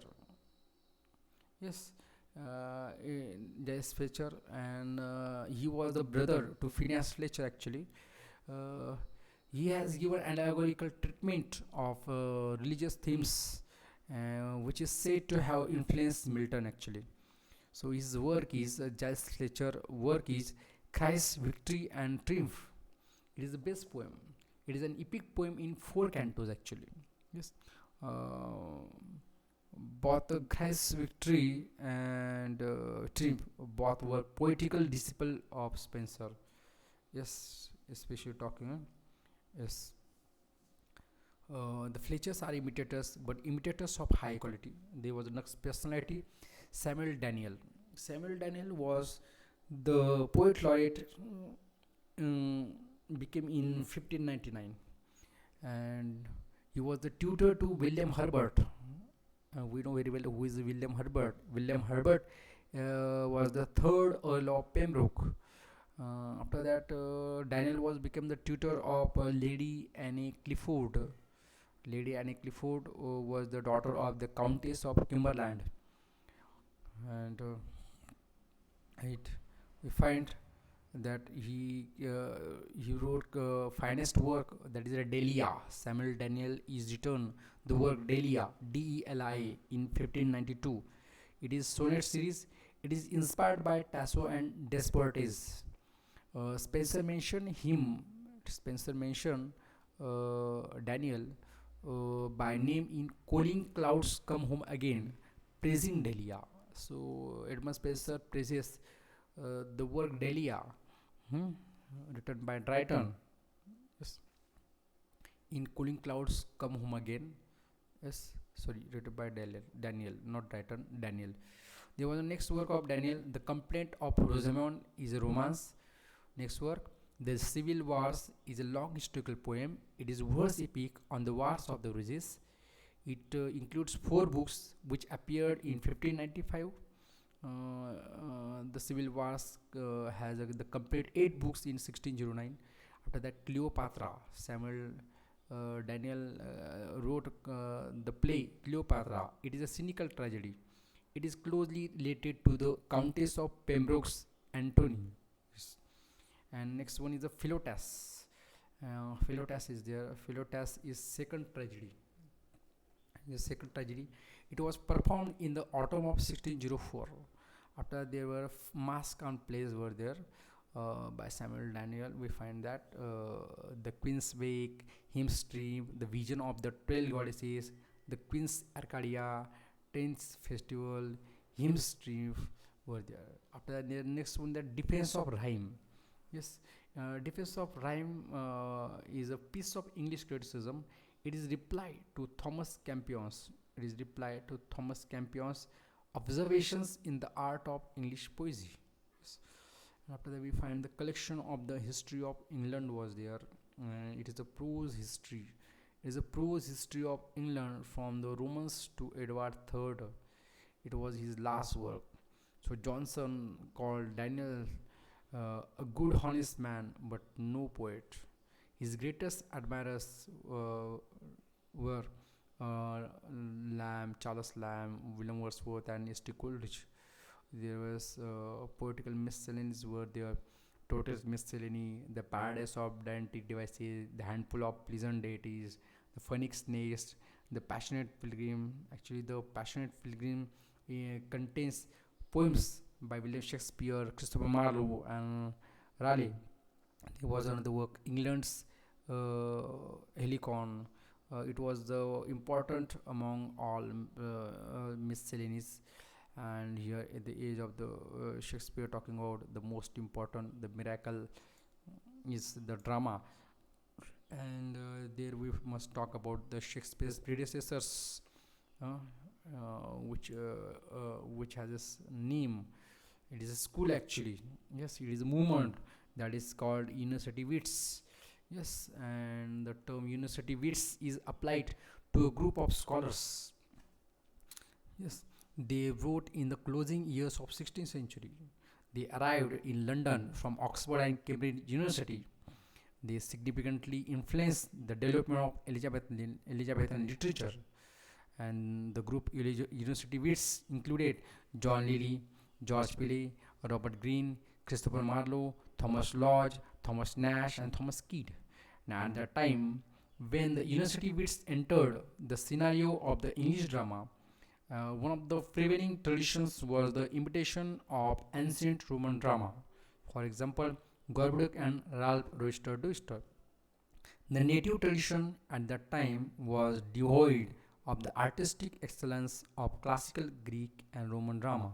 The special quality of the university wits was that although they too looked up to the classical drama and had also woven the general pattern of the drama into their creations, yet they did not imitate it blindly. University wits gave to the English stage a kind of romantic drama, which became a source of inspiration for Shakespeare later on. And uh, for this school, for this movement, the name University Wits is given by Saintsbury. That is the most important point we must keep in our mind. And here, the first University Wits personality is George Pillay, whose lifetime is 1558 to 1598. His work is The Arrangement of Paris, which appeared in 1584. It is a romantic comedy. It is a pastoral play in verse. It is written and played before Queen Elizabeth I, whose beauty and virtue are duly celebrated. The famous Chronicle of King Edward I, the next work by George Pillay. The famous Chronicle of King Edward I is a rambling chronicle play. After that, the next one is The Old Wives' Tale, is a clever satire on the popular drama of the day. It is a play largely in prose. The next one was The Battle of Alcazar, is a play in verse. It deals with the war between Sebastian, yes, and Sebastian was the king of Portugal, and Abdelmelek was the king of Morocco. There was a next work by George Pillay. That work was The Love of King David and Fair Bathsheba. It is a play in blank verse. Its sources are mainly scriptural. It has a highly poeticized account of King David's seduction of Bathsheba and the death of his son Absalom. There were verses, yes, that verse was Polyhymnia, Polyhymnia.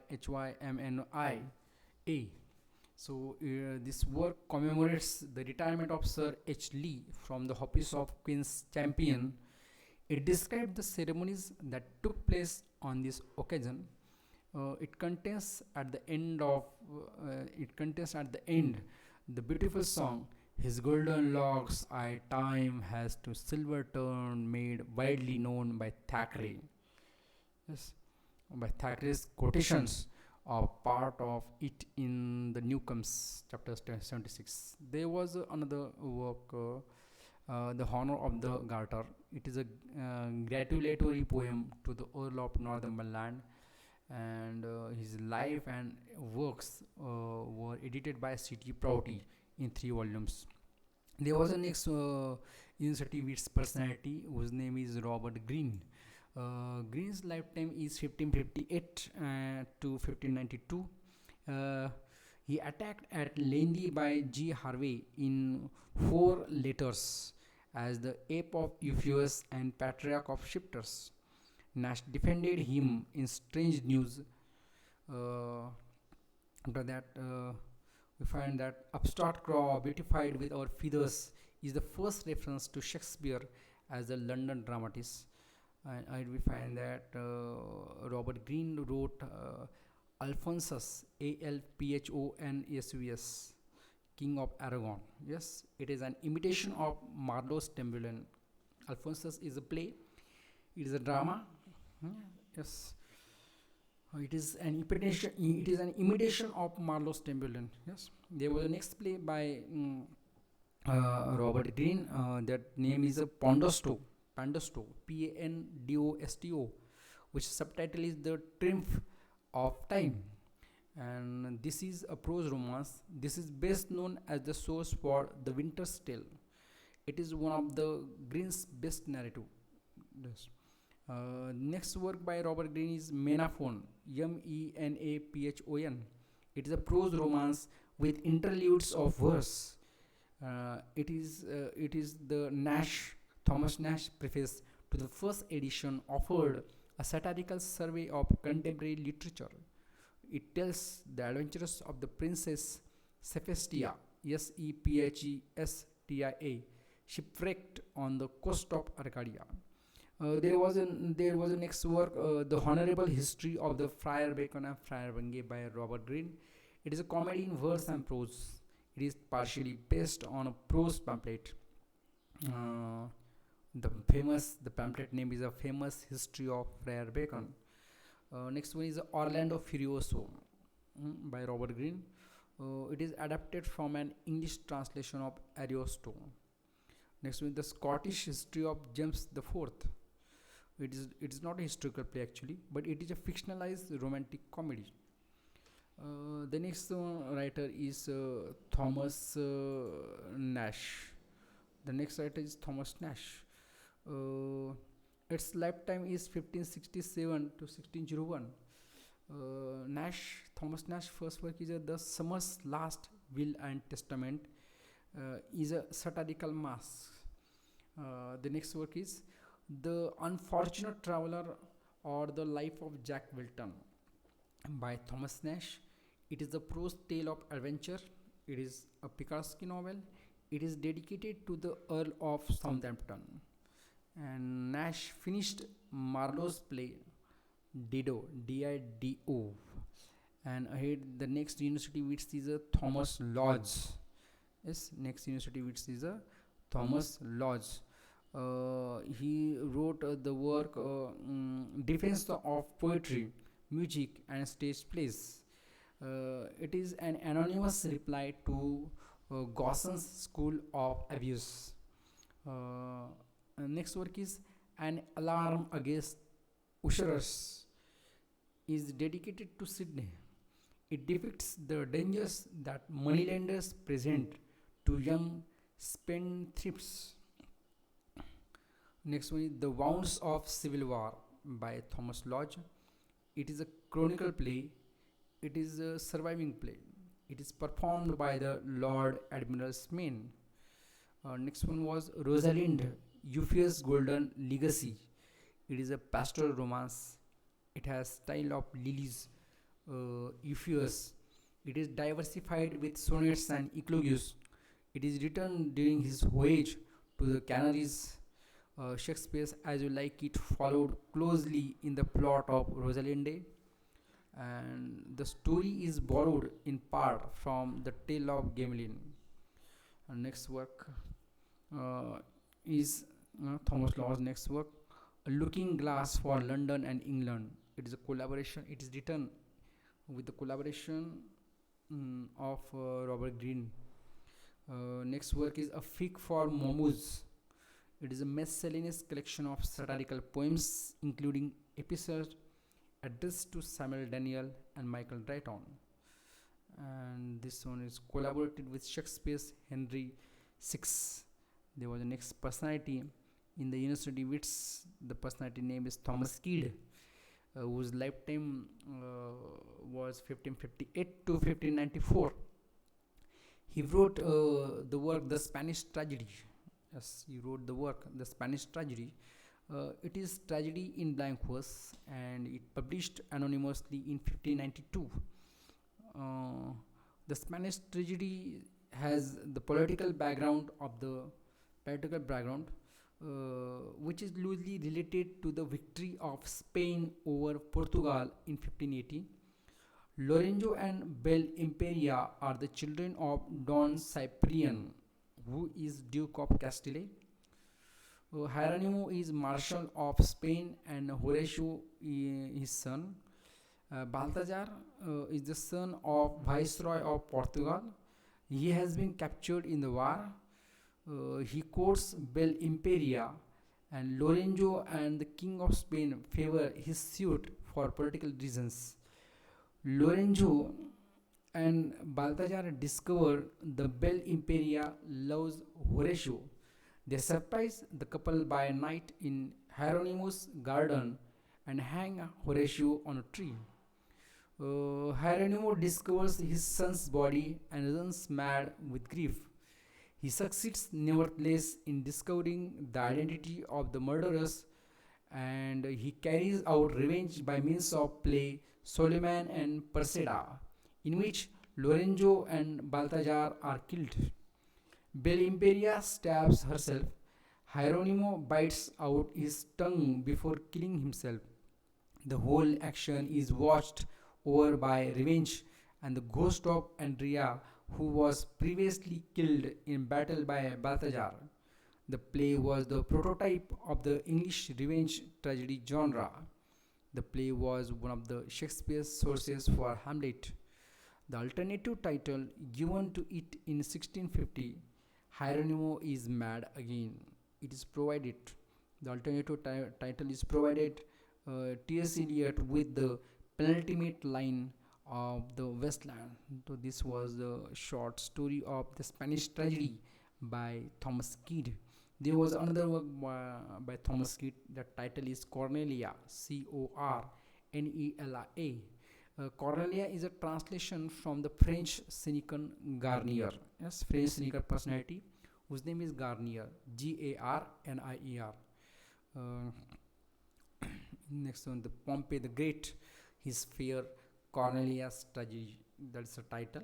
Yes, there was the next work of Thomas Kidd, that is the Soliman and Persida, and the last one was first part of Geronimo, Geronimo, which is an attempt to write an introductory play to the Spanish tragedy. The next one personality in University Wits is Christopher Marlowe. Christopher Marlowe has lifetime 1564 to 1593. Very little bit lifetime was there, nearby 30 years. I can say that. Yes. So George Pillay says that Marley, the muse's darling for the verse.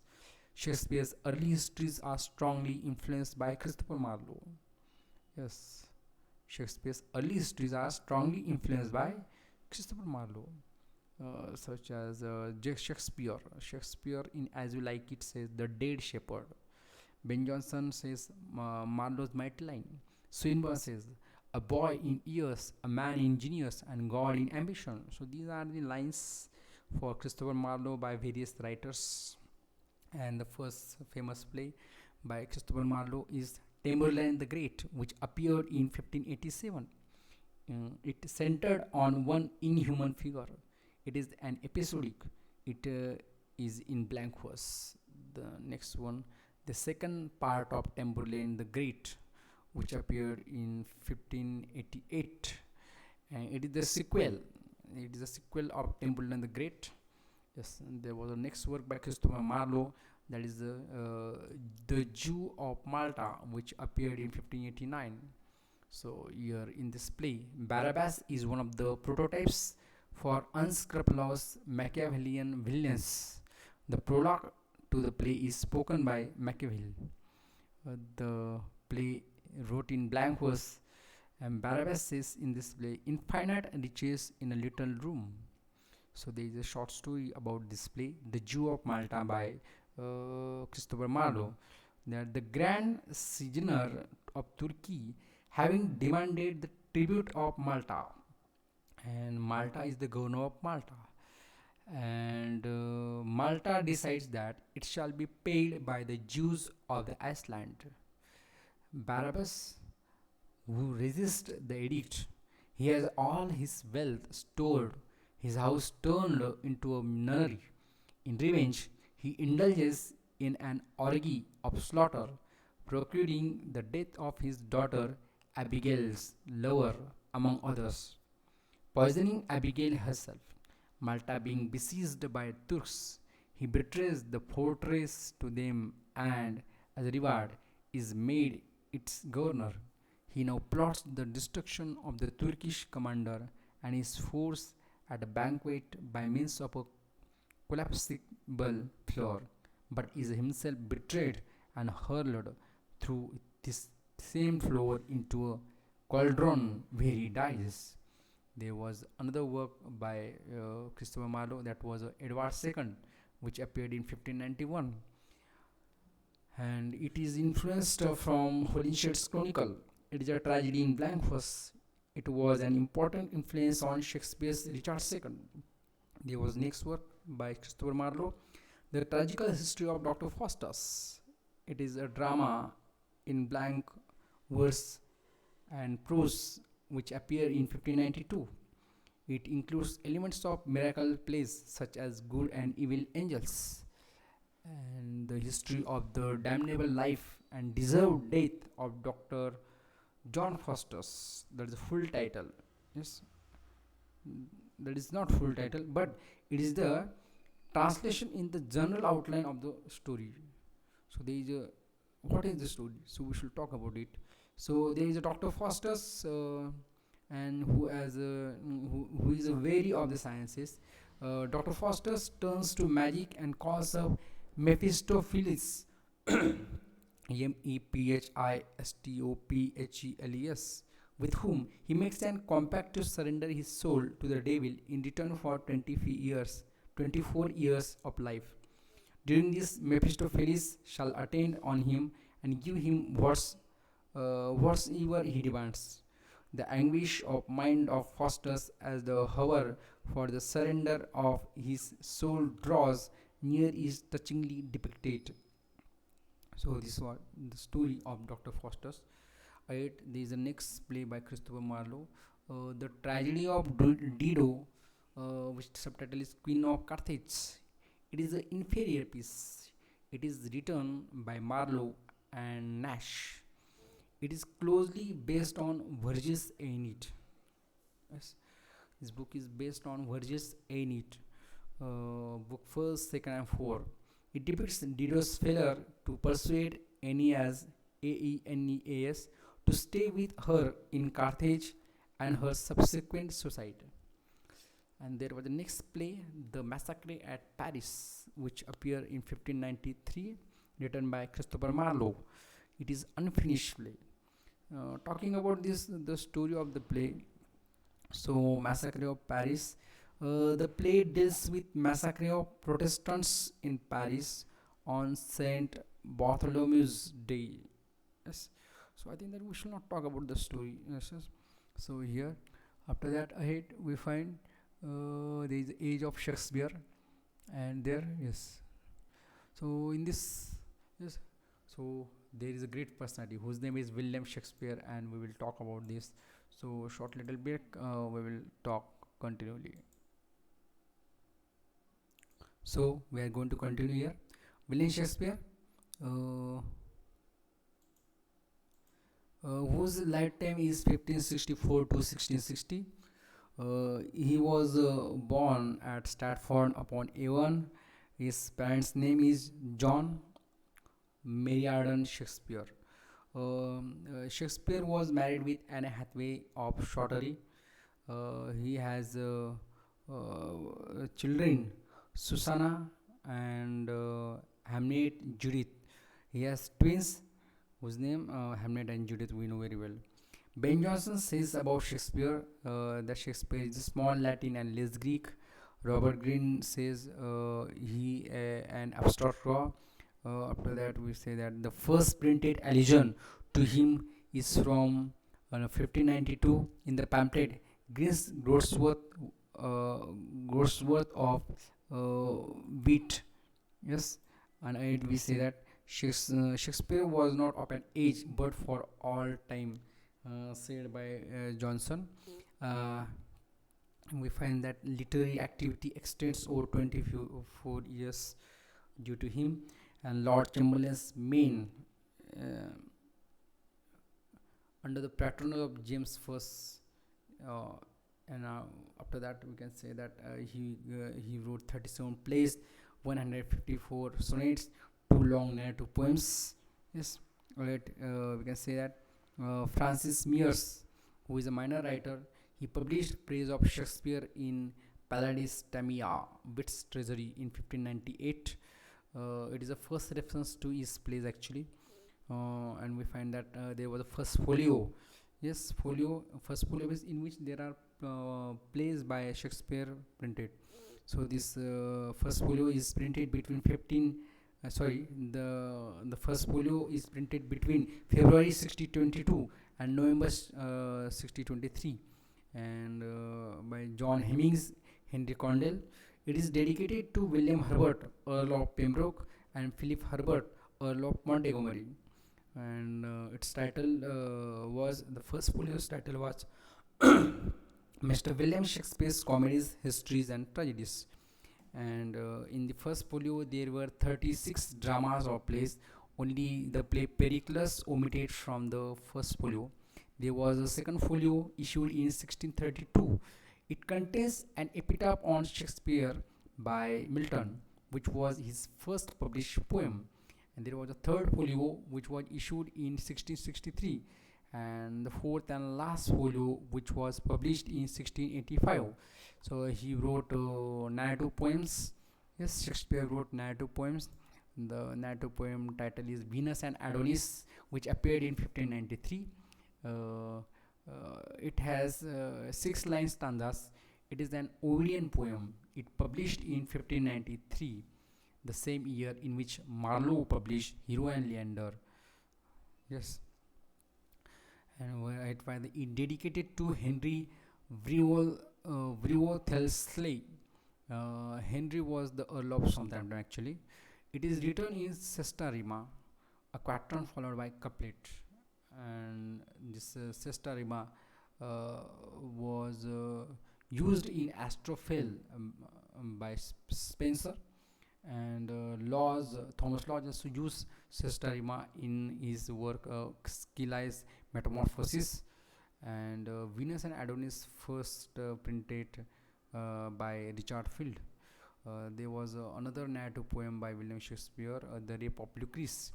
It wrote in rhyme or stanza. It is dedicated to Henry Wriothesley, Wriothesley, who was the Earl of Southampton. There was the next, The Passionate Pilgrim, 1599, an unauthorized anthology of poems by various authors, published by it was published by Jagad, but it is appeared with Shakespeare's name on the title page, and but it contains only a few authentic poems by him. There was the Phoenix and the Turtle. It is an allegorical elegy. It was attributed to Shakespeare and published in 1601. Robert Chester's Love Smiter, which is a collection of poems by various hands. There were sonnets printed by T.T. means Thomas Thorpe, and dedicated yes, sonnets written by William Shakespeare. We must talk about it. So Shakespeare sonnets were printed by T.T. Thomas Thorpe, and it was dedicated to Mr. W.H. William Herbert. William Herbert was the Earl of Pembroke, and William Wriothesley, Wriothesley, was the Earl of Southampton. And we find that there are rival poets Christopher Marlowe and Michael Drayton, and Dark Lady, Mary Fitton, and Emilia Bassano Lanier. And we find that sonnet 100 to sonnet 1 to 126 are called fair youth sonnets. Sonnet number 127 to 152 are called dark lady sonnets, and sonnet number 153 to 154 the Greek sonnets or the Cupid sonnets. So these are the parts of sonnets composed by William Shakespeare. The volume of sonnets also includes the poem A Lover's Complaint. The poem A Lover's Complaint is a poem in rhyme royal appended to Shakespeare's sonnets. In it, a nameless maiden complains of her selection by a charming but untrustworthy young man. And a lover's complaint has a rustic setting. We find so here talking about William Shakespeare. So John Dryden says he was the man who, of all modern and perhaps ancient poets, had the largest and most comprehensive soul. He wrote 37 plays. The first one, that Hindi 6 Part 1. After that, Hindi 6 Part 2. After that, Hindi 6 Part 3. Hindi 6 Part 3 has sections of historical tetralogy, which was completed by Richard III. And Hindi 6 Part 3 has a chief source, is the Chronicles of Raphael Holyshade. After that, there was a play King Richard III, yes, which appeared in 1593. It is a historical tragedy, and it has sources the Chronicle of Holyshade, which contain material from Virgil's Anglican history, and Sir Thomas More's The History of King Richard the Third. And the play King Richard III completes the tetralogy, whose first three parts are the Henry six plays. And there is a central, the play centers on the character of Richard of Gloucester, afterwards King Richard III, ambitious and bloody, bold and subtle, treacherous, yet brave in battle, a murderer and usurper of the crown. And there is the next play, that is the Comedy of Errors. And in this play by Shakespeare acted at Gray's Inn. Yes, Gray's Inn. And there was another play by William Shakespeare, Titus Andronicus, which appeared in 1592. And uh, it is the earliest tragedy by Shakespeare, and it has the source, which is the Hecuba of Euripides. Seneca's Thyestes and Troades contributed to the plot, as did Ovid's version of the tragic tale of Philomel in Metamorphosis, Book 13, and Plutarch. And ahead, we can say that next play is The Taming of the Shrew by William Shakespeare. It is based in part on the supposes adapted by Gascoigne from Ariosto. And the next play, that is the most important, Love's Labour's Lost, yes, which ends with the beautiful songs of the cuckoo and owl, yes, when daisies peep and violets blue, and when icicles hang by the wall. And I had Romeo and Juliet. It was called the first romantic tragedy. It was based on Arthur Brooks' poem, The Tragical History of Romeo and Juliet. Yes, and the play begins with a sonnet spoken by the chorus, and there are two families, the Montagues and Capulets, in this poem, which families of Verona actually. Yes, and both are enemies. Yes. So there are characters: Ischalus, Romeo, Lord Capulet's niece, Rosaline, Juliet, who is a Capulet's daughter. After next character, Friar Lawrence, Mercutio, Tybalt. These are the characters. And Next play is A Midsummer Night's Dream, and it is one of the it is what we can say that it is a nice play. It is a comedy. It has a source. Shakespeare drew on Chaucer, Arthur Golding's translation of Ovid, and Apelles Goldenus. There are characters in this play: Hermia, Aegeus, Demetrius, Lysander, Helena, Theseus, Oberon, Titania, Puck, Bottom. mm, mm, and this play, A Midsummer Night's Dream, ends with the play Pyramus and Thisbe. And there is a next work, The Two Gentlemen of Verona. Yes, it has sources like the story of Felix and Felismena in the Dinah of Montemere, and there are characters such as Valentine, Proteus, Julia, Verona, Sylvia, Thurio, and ahead Lawrence, Crab, and the next play is The Life and Death of King John by William Shakespeare. It is a historical play. It is based on an anonymous play, The Troublesome Reign of John, King of England, and we find that it is striking that no mention of Magna Carta appears in this play, and it is a tragic quality play. We must keep in your mind the next play is King Richard II by William Shakespeare. It is a historical tragedy actually, and the sources of this play is the Chronicles of Holinshade. After that, have drawn on Samuel Daniel's narrative poem The Civil Wars, and we find that at the beginning of the play we find there is a quarrel. Yes, there are characters such as Henry Bolingbroke, John of Gaunt, Thomas Mowbray, Richard, Bushy, Green, Omerel. Yes, these are the characters, and this poem is written entirely in verse. There is a next play by William Shakespeare is The Merchant of Venice. It is a comedy.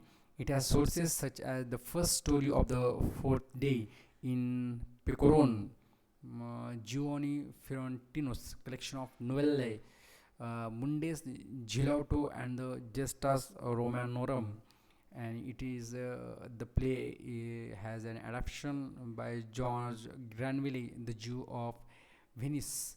There are characters such as Bassanio, Venetian, Antonio, Portia of Belmont, Shylock, Graciano, Nerissa, Balthazar, Jessica. There is the next play by King Henry IV, Part First, which appeared in 1597. It is historical play. It has sources the Chronicles of Holinshade. Yes, it has as a source Daniel's historical poem, The Civil Wars, and we find that there are characters such as Douglas, Mortimer, Glendower, Prince Hall, Falstaff, Poins, Bardolph, Peto, Hotspur, and we find that Sir John Falstaff says a character in Shakespeare's first and second. Sir John Falstaff is a character in Shakespeare's first and second Henry IV and the Merry Wives of Windsor. Doctor, and there is a next play that is King Henry Part Second. There are characters such as Archbishop Scrope, Mowbray, Hastings, Falstaff, Pistol, Poins, Mr. Quickly, Doll, Tearsheet, Henry Ford, Falstaff. Yes, and there is the next play by William Shakespeare, Much Ado About Nothing. It is a comedy. It has sources a novella by Bandello and an episode in Ariosto's Orlando Furioso. There are characters such as Aragon, Claudio, Benedict, Leonato, Messina, Hero, Beatrice, Don Juan, Borracho. There is a next play, King Henry V by William Shakespeare. It is a historical play. It has sources such as the Chronicles of Holinshade, and there are characters in this play: Henry, the Prince Hall, after that Cambridge, Scrope, Grey, Agincourt, Crispin Speech. Yes, there is a next play by Shakespeare is Julius Caesar. It is Roman tragedy. It has sources such as North's translation of Plutarch's Lives, and there are characters such as Caesar, Casca, Brutus, Cassius, Antony, Octavius, Portia, and there is another play, The Merry Wives of Windsor. Another play, The Merry Wives of Windsor, written by William Shakespeare. It is a comedy. It is possibly written or adapted for the occasion of George Carey, Lord Hunsdon's installation as a Knight of the Garter on 23 April 1597. There is a tradition written at the request of Queen Elizabeth I for a play showing Falstaff in love. And there are characters in this play: Falstaff, Ford, Page, Nym, NYM, Pistol, Annie, Dr. Caius, Slender, Fenton. After that, there is the next play by Shakespeare is As You Like It. It is a comedy. It has a cheap source. It has cheap source from Rosalinde, written by Thomas Lodge. There are characters in this play: Frederick, Celia, Rosalind, Orlando, Sir Roland de Boys, Oliver, Ganymede, Elena, and there we find that next play is Hamlet by William Shakespeare. It is a tragedy, and there are so much non-dramatic sources taken for this play by Shakespeare. For example, History Danicae by Saxo Grammaticus. Yes, after that, Billy Ferris in his History Tragics. So there are characters such as Old Hamlet, Gertrude, after that Claudius, Marcellus, Horatio, Ophelia, Polonius, Lysianus, Rosencrantz and Guildensterns, Laertes, Fortinbras. These are the character. There is the next play by William Shakespeare, that is Twelfth Night. Yes, and its full title is Twelfth Night or What You Will. It is a comedy. It has an immediate source for the main plot was the history of Apollonius and Scylla in Barnaby reach his farewell to militant profession. And there are characters for this play: Sebastian, Viola, Eleonora, Cesario, Duke Orsino, Olivia, Antonio, Sir Andrew, Agchick, yes, Sir Toby Belch, Malvolio, Clown Feste. There is a next play, Troilus and Cressida. It is a tragedy, yes, and here find Shakespeare's treatment of the love of Troilus and Cressida. Its betrayal against the setting of the siege of Troy by the Greeks is conventional. The play contains much formal debate. It takes the story up to the death of Hector at the hands of Achilles. Troilus fails to kill his rival Diomedes, and the cynically railing Thersites escapes death. And we find next play by William Shakespeare is All Is Well That Ends Well. Actually, it is a comedy, tragic comedy or problem comedy, and it has a cheap source, Decameron by Boccaccio, and Shakespeare has taken from Decameron Boccaccio day 3 till number 9. Here are characters in All Is Well That Ends Well, such as Bertram, Helena, the Duke of Florence, Diana, Parols, Charles I. There is a next play by William Shakespeare is Miser for Miser. It is tragic comedy. It has cheap source, Promo and Cassandra by George Whetstone, and this is problem play because of the unpleasantness of its subject matter and the complexity of its plot and themes. There are characters in this play: Vienna, Angelo, Claudio, Giulietta, Isabella, Lucio, Friar, Mariana, Ragozine. There is another play by Shakespeare, Othello, whose full title is Othello, the Moor of Venice. It is a tragedy. It was performed before James I at Whitehall. The story is taken from Hecatomithi, Hecatomithi, or Handmaid's Tale by Giraldi Cinthio. And there are characters Desdemona, Brabantio, Othello, Cassio, Iago, Rodrigo, Emilia, Handkerchief, and there is a next work that is Macbeth by William Shakespeare. It is a tragedy, and it is one of the best tragedy.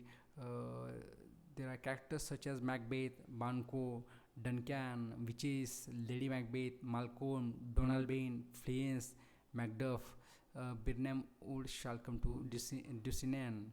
Yes, this is the next play by William Shakespeare, which is King Lear. King Lear is the greatest tragedy. It has sources. King Lear, which is a chronicle play. The Chronicles of Holinshed, especially a mirror for magistrates by George Ferrers, and the characters are taken English history. This play recount their downfall in verse, and the book was originally begun as continuation of Lydgate's The Fall of Princes, and we find that the subplot is derived from Sidney's Arcadia. There are characters in this play: King Lear, Goneril, Regan, Cordelia, the Duke of Cornwall, the King of France, Duke of Burgundy, the Earl of Kent, the Earl of Gloucester, Edgar, Edmund. These are the characters. Next one is Antony and Cleopatra. It is a tragedy. It has chief source, Life of Antony by Plutarch. Uh, and we find that there are characters such as Mark Antony, Alexandria, Fulvia, Octavius Caesar, Battle of Actium, yes, and Asper. Uh, we find that All for Love or The World Well Lost, the tragedy written by Dryden. There is a next play by William Shakespeare, Coriolanus. Coriolanus is a tragedy. It has source from Life of Caius Marcius Coriolanus by Plutarch, which is a North version. There are characters Caius Marcius, Volscians. Uh, After that, we find Ophidius, Volumnia, Virgilia. There is a next work by William Shakespeare is Timon of Athens, which is unfinished. It is written in collaboration with Thomas Middleton. There are sources for writing this play: Life of Antony by Plutarch, Palace of Pleasure by Painter, Timon or the Misanthrope by Lucian, Timon by anonymous player. There are characters in this play: Timon, Athenian, Alcibiades, Epimentus, Flavius. There is a next play, Pericles, Prince of Tyre. It is a romantic drama written by William Shakespeare. The first two acts probably written by George Wilkins, and the sources for this play that the story of Apollonius of Tyre in Gower's Confessio Amantis, and a prose version, the pattern of painful adventures by Lawrence Twain. And the characters in this play are Gower, King Antiochus, Pericles, Helicanus, Thessa, Simonides, Maria, Cerimon, Cleon, Dionysia, Mytilene, Lysimachus, Bold.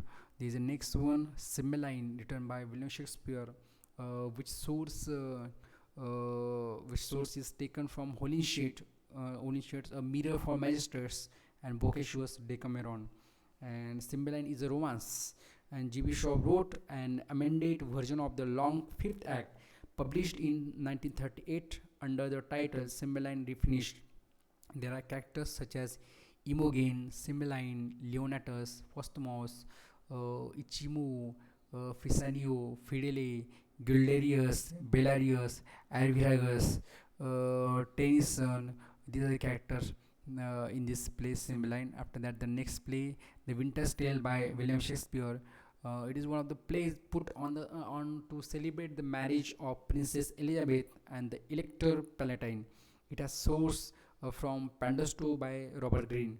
There are characters in this play: Leontes, Hermione, Polixenes, Paulina, Antigonus, Mamilius, Florigel, Perdita, After that, there is a next play is The Tempest, written by William Shakespeare. It is a romantic drama. It includes in the wedding celebrations for the Princess Elizabeth and the Elector Palatine.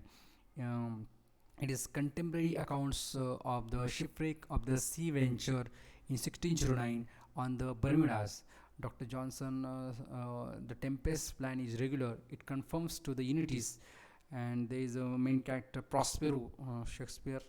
Yes, yeah, and this play inspired numerous other works also. It is also inspired to other works such as Camus by John Milton, Ariel to Miranda by P.B. Shelley, Caliban upon Setebos by Robert Browning, and The Sea and the Mirror by W.H. Auden. There are characters in the play The Tempest such as Prospero, Miranda, Antonio, Sycorax, Ariel, Caliban, Sebastian, Alonso, San Ferdinand, Gonzalo, Stefano, Trinculo. These are the characters in the plays Tempest. The 37 number play and is a Henry VIII, written by William Shakespeare. It is a historical drama. It is completed by John Fletcher. It has sources, chronicles by Holyshade, and acts and monuments of three latter and perilous days touching matter of the church, which is popularly known the Book of Martyrs. And this longest title book is written by Fox, and it is the source of Endless 8. And we find that its earlier production connected with the marriage in February 1630 of Frederick the Elector Palatine and Princess Elizabeth, daughter of James I and Anne of Denmark. Henriette's performance in June 1630 resulted in the burning down of the Globe Theatre, and Henriette deals with the fall and execution of the Duke of Buckingham, the question of the royal divorce, the pride and the fall of Cardinal Wolsey, and his death, the advancement and coronation of Anne Boleyn, the triumph of Cranmer over his enemies, and the christening of the Princess Elizabeth. And here we completed Shakespeare. So next one, that is a post Shakespearean drama. So here I want to take little bit short break. After that we will start it. So after Shakespeare, there is a post Shakespearean drama which about we will talk. At first, Ben Jonson, whose lifetime is 1573 to 1637. He was actor, playwright with Lord Admiral's company. His chief patrons were the Sidney family, the Earl of Pembroke, the Countess of Bedford, and the Duke and Duchess of Newcastle. And actually, Ben Jonson was introduced comedy of humors. Comedy of humors is a dramatic genre which closely associated with the English playwright Ben Jonson from the late 16th century. We know very well the term comedy of humors derives from the Latin humor, meaning liquid. Human means liquid. So originally a medical term, humors were the fluids believed to regulate the body and by extension the human temperament. And the theory which can be traced to ancient times, and this theory is that there are four distinct bodily fluids such as blood, phlegm, black bile and yellow bile. And ahead we find that an imbalance of these fluids or humors causes a personality disturbance.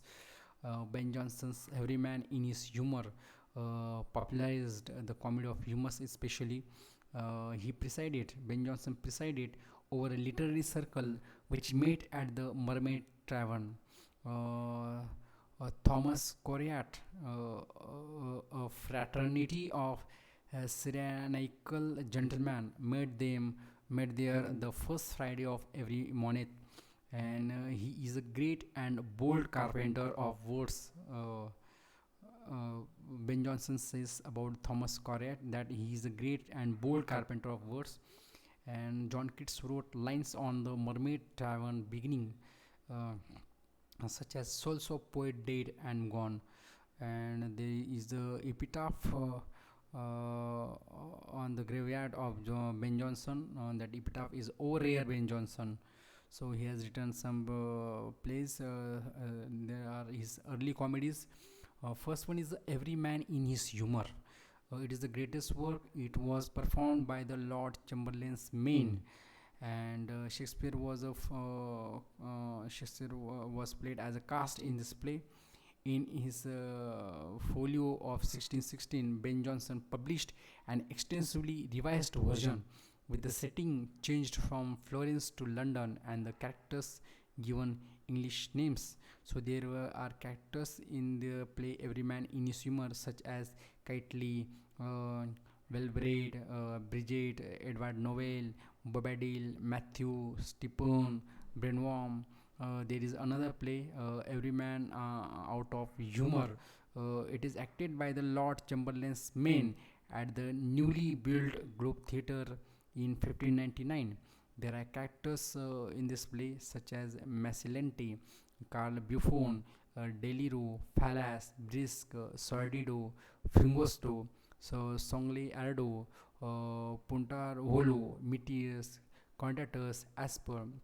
And there is another play by Ben Jonson is Cynthia, uh, Cynthia Revels, Cynthia Revels, and it is an allegorical comedy actually.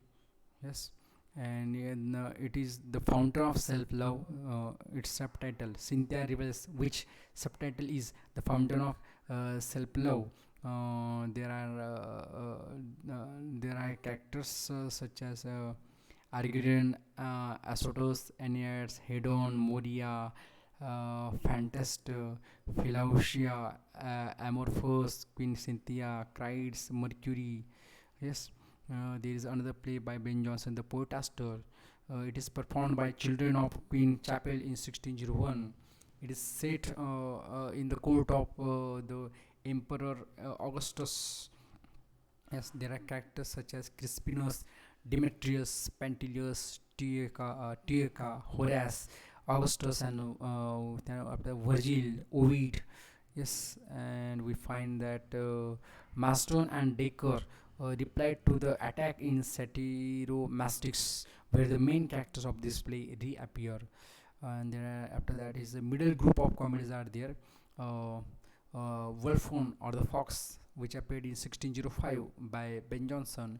It is performed by the King's Men, and there is their character the Wolfhound, who is a rich Venetian without children in this play. There is another character Mosca, Corvino.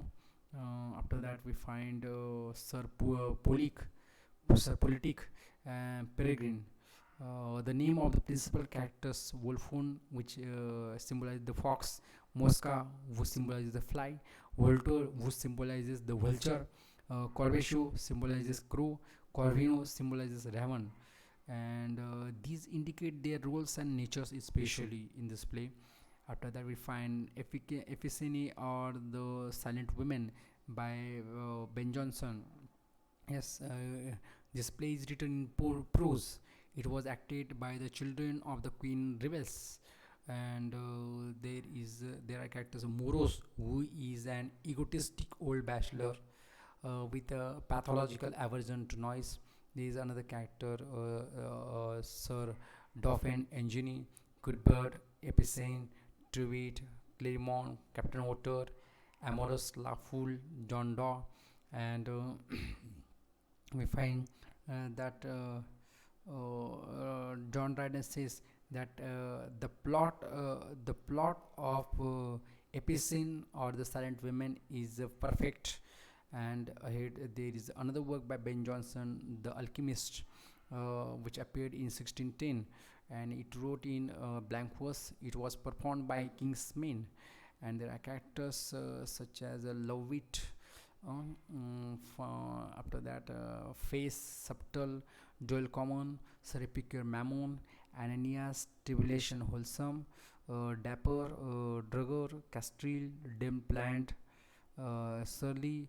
And here is in this play there is the picture of the plague.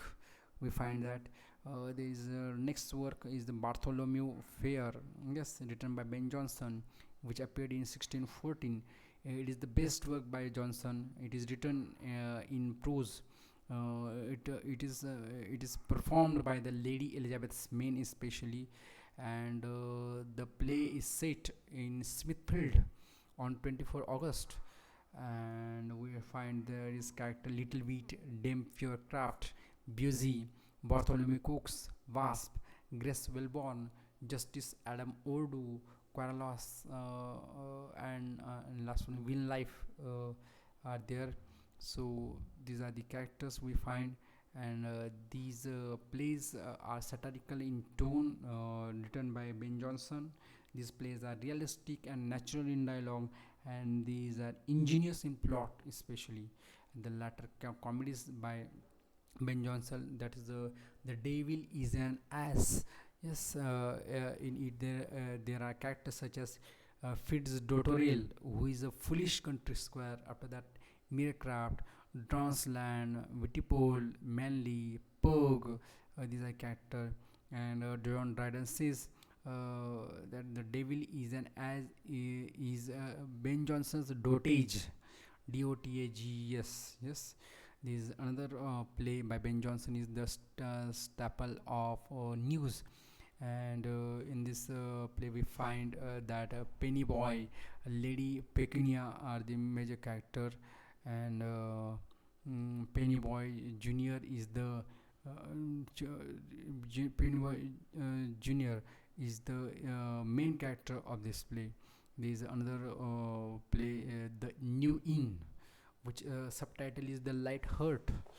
And in this play there are characters Francis, Lord Beaufort, Lowell, Letitia, and Francis is the young lady Framful. In this play there is another work by Ben Jonson, The Magnetic Lady, which subtitle is Humors Reconciled. And there are characters such as Lady Lodestone, Plessia, Sir Mark Interest, Compass, Pleasance, Captain Ironside, Needle, Proby, Damn Play. There is another play is A Tale of a Tube by Ben Jonson. And there are characters Andre, Toby Turf, John Clay, Square Tub, Canon Hughes, Justice Preamble, Paul Martin, and this was Johnson's last completed play. Means A Tale of a Tube was the last completed play by Ben Jonson. There are historical plays, yes, written by Ben Jonson. The first one is Sejanus His Fall, which appeared in 1603. It is a Roman tragedy, and the most important that there are cast in this play. Shakespeare and Richard Burbage were cast, and the play is based on Cornelius Tacitus, who was the greatest historian of imperial Rome.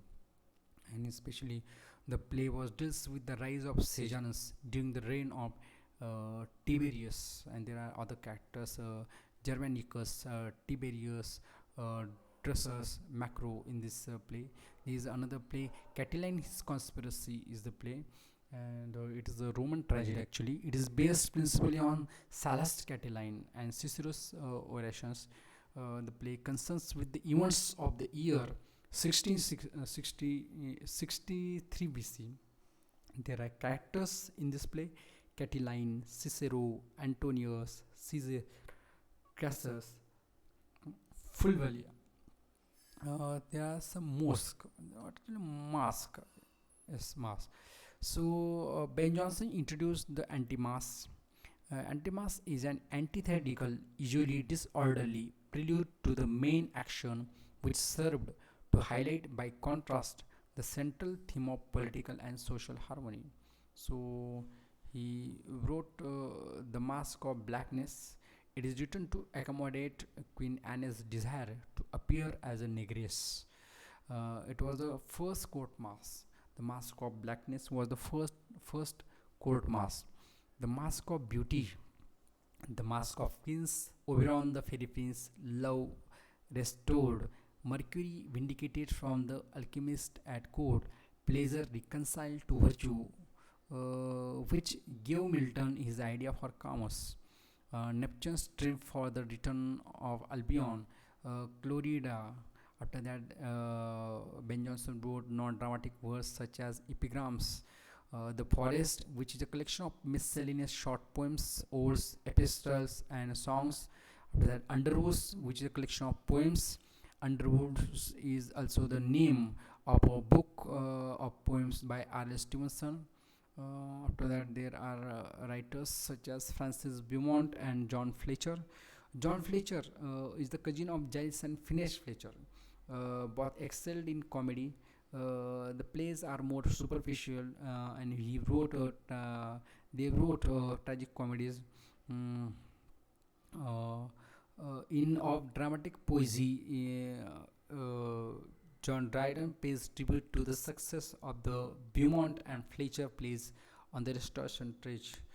And the Women Hater is the first play. It is the Beaumont's earliest known play. It is a Johnsonian comedy of humors. Was probably performed in 1605 and published in 1607. There is another play, The Night of the Burning Pestle. It is a farce. It is a farce, and it is the most successful of Beaumont's plays.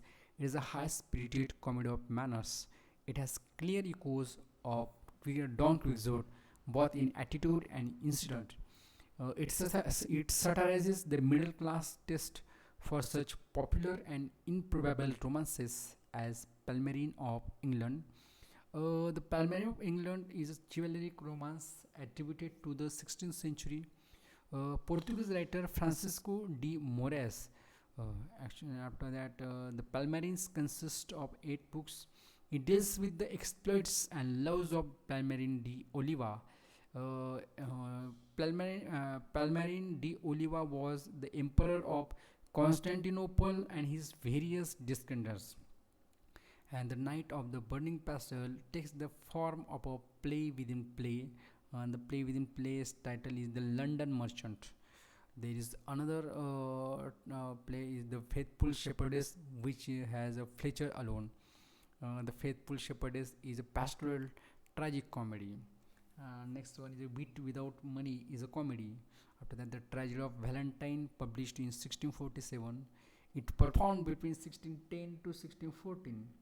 It is a sensational drama with elements of revenge tragedy.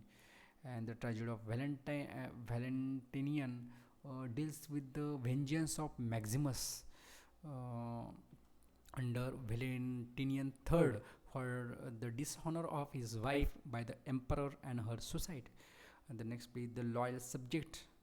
After that, The Mad Lover, The Humorous Lieutenant. After that, there is a Women Pleased. Is a comedy. After that, The Wild Goose Chase is very popular on the Restoration stage, and the play Farquhar's, The Wild Goose Chase is based. Yes, the play uh, the play Wild Goose Chase is influenced on the play The Inconstant by Farquhar, and The Inconstant is a comedy. There is The Pilgrim is a comedy. The Iceland Princess is a romantic comedy.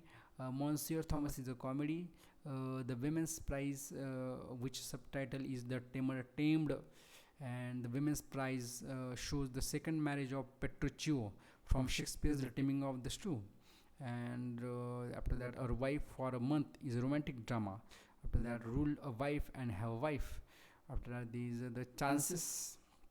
Yes, which plot is based on one of the book novellas exemplars by Cervantes. And The Chances was a very popular after the Restoration.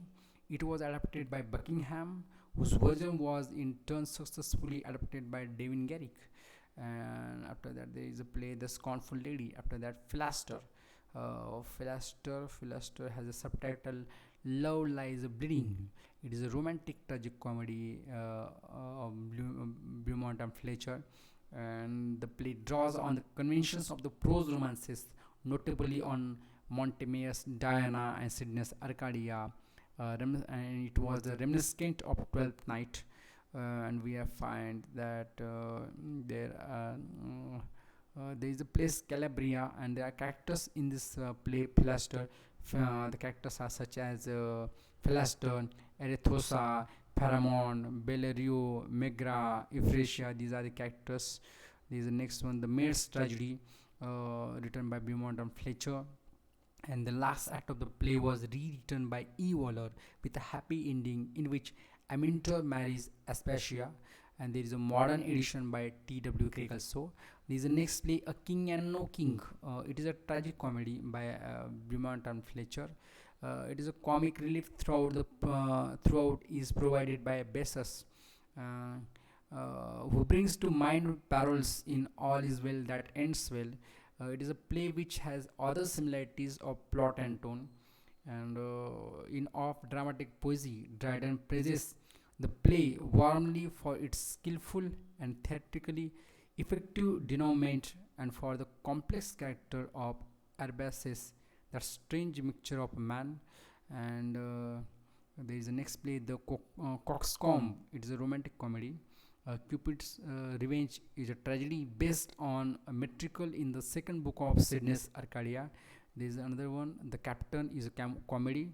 There is another play, The Honest Man's Fortune. After that, Bonduca, The Knight of Malta, uh, is a tragic comedy. Thierry, King of France, Love's Cure, Sir John Van Olden Barneveld is a historical tragedy. Sir John Van Olden Barneveld deals with contemporary events in Holland. And next one is The False One, The Little French Lawyer. The Custom of the Country is a tragic comedy. It derived from the Pericles y Sigismunda of Cervantes.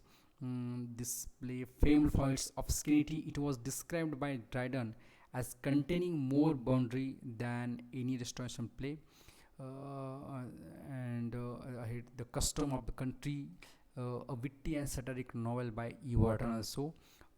After that, The Laws of Candy, The Spanish Curate is a comedy, and it was based on Girardeau, the unfortunate Spaniard. It was translated from the Spanish of Cespedes by L. Diges.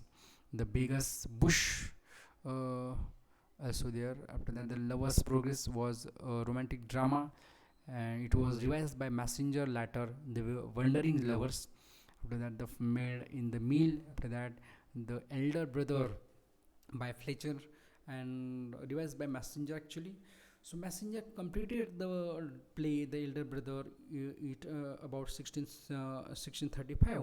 The Elder Brother has the story which was suggested in part by Overbury's Theophraston character of an elder brother. And next play is The Fair Maid and the Inn. Uh, has with assistance from Johnson, Webster, and Raleigh. Next one, The Nice Valor is a comedy. The Bloody Brother or Rollo, Duke of Normandy, contains the lyric "Take or take those lips away," which occurs with certain changes in measure for measure. After that, The Noble Gentleman is a comedy. The Two Noble Kinsmen is a tragic comedy. The Two Noble Kinsmen is a play which closely based on Chaucer's Knight's Tale. After that, Henry VIII is a historical drama by Fletcher and Shakespeare. It was completed by John Fletcher, and actually it was incomplete, Henry VIII, which was written by Shakespeare, but completed after that John Fletcher. And the source of this play is Chronicles by Holinshed, we find. And it is George Chapman. And George Chapman, he has written non-dramatic poems such as The Shadow of Night is a pair of complex Neoplatonic poems on night and day. Next, Ovid's Banquet of Sense is an allegorical account of Ovid's courtship of Corinna. Next, Hero and Leander is the tragic story of Leander's love for Hero, the priestess of Aphrodite. After that, the story of Hero and Leander has been made the subject of poems by Marlowe and Thomas Hood, and of a burlesque by Thomas Nash in his Lenten Stop. After that, he completed George Chapman completed Marlowe's poem, The Blind Beggar of Alexandria, first play, and A Humorous Day's Meets All Fools. The Gentleman Usher is a tragic comedy. Monsieur de Olive is a comedy. Mayday, The Widow's Tears, Eastward Way combined with Johnson and Marston. Busy the Embrace is a tragedy. It was a famous of Chapman's play actually, and there was a BGD Embrace has a sequel, which title is The Revenge of BGD Embrace. After that, The Conspiracy of Charles, Duke of Byron, The Tragedy of Byron, Caesar and Pompey, The Tragedy of Chabot was revised by James Shirley. Chapman also collaborated with Fletcher, Johnson, and Messenger in writing The Bloody Brother. Seven books of the Iliads of Homer is the first of his Homeric translations, and he also wrote 12 books of the Iliad. Yes, after that we find that the whole works of Homer, Prince of Poets, the complete Iliad and Odyssey. After there is a School of Night, a name drawn from a satirical allusion in Love's Labour's Lost. It is a secret society of free thinkers. It first ascribed by Arthur H. Son in 1903. It is led by Harriet and Raleigh, and it includes Christopher Marlowe, Chapman, Lawrence, Kimis, and the Wizard Earl Northumberland. And for the School of Night, T.S. Eliot says potentially the greatest artist in the School of Night. After that, there is John Master is there. So here I want to take a short break. After that, we will talk about John Marston. Okay. Hello. So the next one is John Marston. Yes, his lifetime is 1575 to 1634. He was specialized in violent and melodramatic tragedies. He wrote The Metamorphosis of Pygmalion's Image and certain satires. Next one, he wrote The Scores of Villian under the pseudonym Kinsider, Kinsayder. The Scores of Villian is one of the famous literary work by John Marston. Satires were directed against literary rivals, including Bishop J. Hall in this book. And the next one is The History of Antonio and Melida.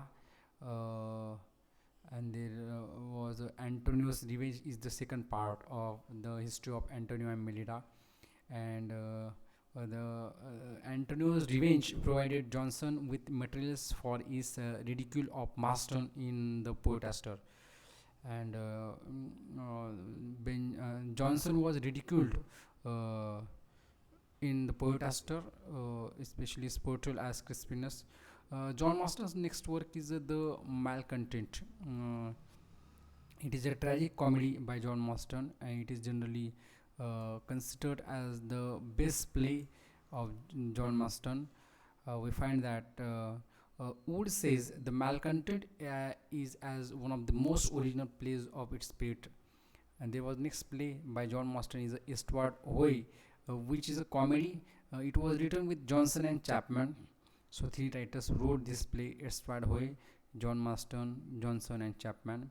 There was next play, The Dutch Courtesan. It is a comedy. The Parasitaster or The Fauner is a comedy. Soponisba is a tragedy. What You Will is a comedy. The Insatiate Countess is a tragedy, which was completed by William Barksted. The plays were edited by H. H. Wood and the poems by A. Davenport. There was the next writer, Thomas Dekker, who wrote plays, chiefly comedies wrote, and that's why Thomas Dekker is called Dickens of the Elizabethan age. He has an intimate knowledge of common men and things. Ahead we find that Old Fortunates is a comedy by Dekker. After that, The Shoemaker's Holiday, which subtitle is The Gentle Craft. It is a comedy. After that, Satyromastics, which subtitle is The Untrussing of the Humorous Poet. It wrote with the collaboration with Marston. It is a comedy. After that, we find the Honest War. Honest War is a play in two parts. And the first part wrote in collaboration with Middleton, and the second part wrote in 1604. Next one is Patient Grisil. It wrote in collaboration with Chester and Houghton. It was taken originally from the Decameron Day 10 till 10, and the same subject is treated in Chaucer's Clerk's Tale, Canterbury Tales, Tale number 9. And Charlotte Perrault, who is a French writer, also wrote a playful version of Patient Grisil. The next is The Witch of Edmonton. Yes, The Witch of Edmonton. It is written in collaboration with Ford and Raleigh in 1621. It was firstly published in 1658. It is partly based on the story of Elizabeth Sawyer. Elizabeth Sawyer was hanged as a witch in April 1621. There was a next play, Westward Way. It was written in 1604 and published in 1607. And Westward Way is a comedy by Webster and Dekker. Next play is Northward Way. It was written in 1605 and published in 1607. It was collaborated with Webster. There is a next play, The Roaring Girl. It was written in 1604 to 10 and published in 1611. And the title, The Roaring Girl, which has a subtitle, Mall Cut Purse. It is a comedy. It is collaborated with Middleton, and the play was highly praised by T.S. Eliot. There was a next play, The Virgin Mightier. The Virgin Mightier is collaborated with Messenger. It was written in 1620 and published in 1622. It is a tragedy. The same story has been treated in poems by Swinburne and G.M. Hopkins. The next one is a Match Me in London, and this is the tragic comedy. This is the tragic comedy.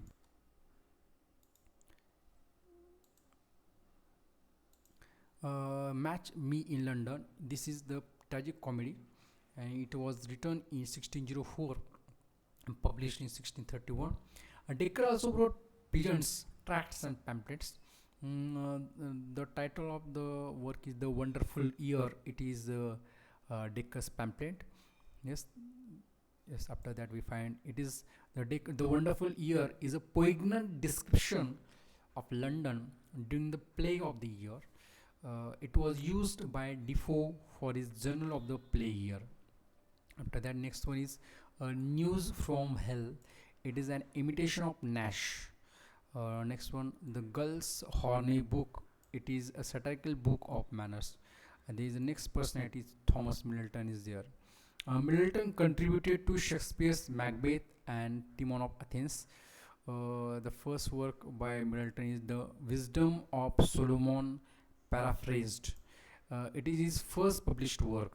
It is a long and undistinguished poem. The next work is The Honest War. It is a play in two parts. Part first is written in collaboration with Dekker, which appeared in 1604. Part second is written 1605. The next one is the Family of Love. It wrote with Dekker, written in 1602 and published in 1608. The next one, The Roaring Girl. The Roaring Girl was written in 1604 to 8. It was published in 1611. The Roaring Girl, which subtitle is Mall Cut Purse, and it is a comedy. It is collaborated with Dekker. The play was highly praised by T.S. Eliot. There was a next work, Michael Mass Term, was written in 1604, published in 1607. Next work is A Trick to Catch the Old One. The next one, A Mad World, My Masters, which is a comedy. The next one, A Chest Made in Cheapside. It is also comedy. It is the best comedy actually. Next one, The Mayor of Queenborough. After that, A Fair Cabrel. It is a tragic comedy written with Raleigh. It is a play in very different genre. It discusses the ethics of dwelling. There is a next one in the Spanish Gypsy. It wrote with Raleigh and Ford. It is a romantic comedy. It is based on two plots from Cervantes. After that, there is the next work is the witch. It is the principal part of the plot. The principal part of the plot is based on the story of the revenge exacted by Rosamond in 572 on her husband Alboin, Alboin, who was the ruler of Lombardy. The same subject is treated in D. Avenant's Alboin and in Swinburne's Rosamond, Queen of the Lombards. Lamb in his specimens indicated the difference between the witches, Middleton's Hecate, and the witches in Shakespeare's Macbeth. There is another work, Anything for a Quiet Life, which wrote with Webster. Next work, A Yorkshire Tragedy. It is stated in the title to be by Shakespeare. It has internal evidence shows he had any part in its authorship, uh, and by Middleton also. The next word is A Game of Chess. It is his political satire. It is a comedy. T.S. Eliot says a game of chess is a perfect piece of literary political art. The next one is The Changeling, and The Changeling is the most powerful play, and this play is praised by Charles Lamb, and especially there are some characters: Beatrice, Joanna, Alonso de Pica, Piraxco, Alsmero, D. Flores, Beatrice, Diphanta. These are the characters. The main plot is taken from John Reynolds' God's Revenge Against Murtha. Next one is Women Beware Women is a tragedy. Women Beware Women is a tragedy. It is set in Florence. Next writer is Thomas Heywood, and Thomas Heywood he himself asserts that he had a hand in 220 plays, of which 23 survive. Is the play is a woman killed with kindness. It is a domestic tragedy. It was is Heywood's best play. The next one, The Fair Maid of the West. Its subtitle is A Girl Worth Gold. It is a comedy of adventure in two parts. Part 1 was written in 1600, part 2 was written in 1630, and both part 1 and part 2 were printed in 1631. The next work is The English Traveller. It is a romantic drama, and it wrote under the plot which borrowed from Moste Laria of Plautus. There was another work, The Four Prentices of London, and it was ridiculed in Beaumont's Night of the Burning Pestle. And next one by Heywood is the Edward IV. Edward IV was written in two parts in 1599. Next one is The Rape of Lucrece. After that, The Royal King and the Loyal Subject, The Wise Women of Hogsdon, Fair Maid and Exchange. Actually, Fair Maid of the Exchange is a panoramic dramatization of classical mythology. The next one is The Golden Age, The Brazen Age, The Silver Age, The Iron Age, which is written in two parts. Next one, An Apology for Actors. It is the best documented summary of traditional arguments in defense of the stage, and he also translated Gaius Sallustius Crispus in two monographs. Next one is the Hierarchy of the Blessed Angels, which is a poem. There are two plays, The Captives and the Escapes of Jupiter. And there is a next writer who is a John Webster. And talking about John Webster, he was the greatest post-Shakespearean dramatist.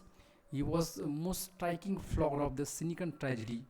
He was dealt with gloomy supernatural themes, great crimes, turbulent emotions, and he resembles Marlowe in largeness of tragic consumption. He was Webster was collaborated with Dekker, Westward Hoy and Northward Hoy. John Webster's career falls into three parts, especially. First, a cure for a cold, which probably with Raleigh and Haywood. After keep the widow waking is a lost play, and with Ford, Deccan, Raleigh. Anything for a quiet life, wrote by with Middleton. The Fair Maid of the Inn, wrote with Fletcher. So Webster also collaborated. After that, Webster expanded Master's The Malcontent for the King's Men in 1604, and he published elegies on Prince Henry in 1613 with Haywood and Turner. After that, The Devil's Law Case is a tragic comedy. After that, The White Devil, uh, whose full title The White Devil or the Tragedy of Bracciano with the life and death of Vittoria Corombona. After that, The Duchess of Malfi, written by John Webster, which full title is The Tragedy of the Duchess of Malfi. The story is taken from one of the Bandolo's novellae through Painter's Palace of Pleasure and also shows the influence of Sydney's Arcadia. Next one is the Cyril Turner, who is one of the writer, and Turner took part in Buckingham's disastrous expedition to Cadiz. Turner is a follower of revenge tradition. Turner wrote The Transformed Metamorphosis is an allegorical poem. After The Nobleman is a lost play. After that, The Atheist Tragedy is an elegy on the death of Prince Henry. After that, The Revenger's Tragedy, which printed anonymously in 1607, and it was ascribed to him in 1656 by Edward Archer. There was a next one, that is the revenge tragedy, the concept revenge tragedy, and the concept revenge tragedy is there, and it is also called blood tragedy or tragedy of blood. Talking about the revenge tragedy derived originally from the Roman tragedies of Seneca, but it was established on the English stage by Thomas Kyd with the Spanish tragedy. It is popular in the late Elizabethan and Jacobean periods. It was modeled on Senecan plays, with the variation that the violence was not reported but took place on the stage. Most revenge tragedies end with a scene of bloodshed that disposes of the avenger as well as his victims. Other examples are Shakespeare's Titus Andronicus, Thomas Middleton's Revenger's Tragedy, Webster's The Duchess of Malfi, Shakespeare's Hamlet display the features such as the hero's quest for vengeance prompted by the ghost of murdered kinsman, scenes of real and feigned insanity, a play within a play, graveyard scenes, severed limbs, and scenes of bloodshed and mutilation, which are the typical of revenge tragedy. After that, the most important point of which we cannot reduce, that the point the prose written in the age of Shakespeare. So first one is you can say that here King James Bible or the authorized version, which is written in 1611. So it arose out of a conference at Hampton Court. It conveyed by James I in 1604 between the high church and low church parties. It was really famous. So it was a work by 47 scholars, and King James Bible was the first classic in English prose. And after that, there was Francis Bacon, Baron Verulam, Viscount St. Albans were there. They wrote both in Latin and English. Alexander Pope says that Bacon was the wisest, brightest, meanest of mankind. Hughes Walker says Bacon was the first English essayist, as he remains by sheer mass and weight of genius. After that, he wrote a history of the life and reign of the King Henry VII. After that, essays or counsels, civil and moral. It was first appeared in 1597 with 10 essays. Second time it was appeared in 1612 with 38 essays. third time it was appeared in 1625, which contains 58 essays. So this book modeled on the essays EWSAIS of Montaigne, and Francis Bacon says that this is the dispersed meditations. The next work, The Advancement of Learning by Francis Bacon. It is a treatise which first has a dual task to defend knowledge in general from all its enemies, ecclesiastical and secular, and to argue for its dignity and value. Book second then undertakes a general and faithful perambulation of learning, identifying what parts thereof lie fresh and waste, not properly developed. Bacon surveys the whole of knowledge, human and divine, under three headings: history, poetry, and philosophy, corresponding to the three faculties of memory, imagination, and reason. There was another work, Apophthegms. Apophthegms. It is a kind of just book actually. And there was the New Atlantis. It is an unfinished work by Francis Bacon. It is a philosophical romance modeled upon Thomas More's Utopia, and especially the New Atlantis was published posthumously. There was some Latin works and written by Francis Bacon. Instauratio Magna, it was a half finished work. After that, Dignitate and Augmentis Santarium. After that, Novum Organum, which appeared in 1620. It was Francis Bacon's famous and greatest performance. Actually, it was unfinished. It wrote in inductive method of reasoning. Next was Sylvia Salvarum. It is an incomplete work by Francis Bacon. After that, Scala Intellectus Prodromi. After that, Philosophia Secunda.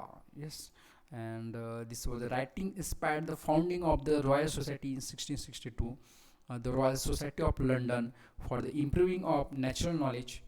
The prehistory of the society extends back to a variety of scientific meetings held in London and Oxford from 1645.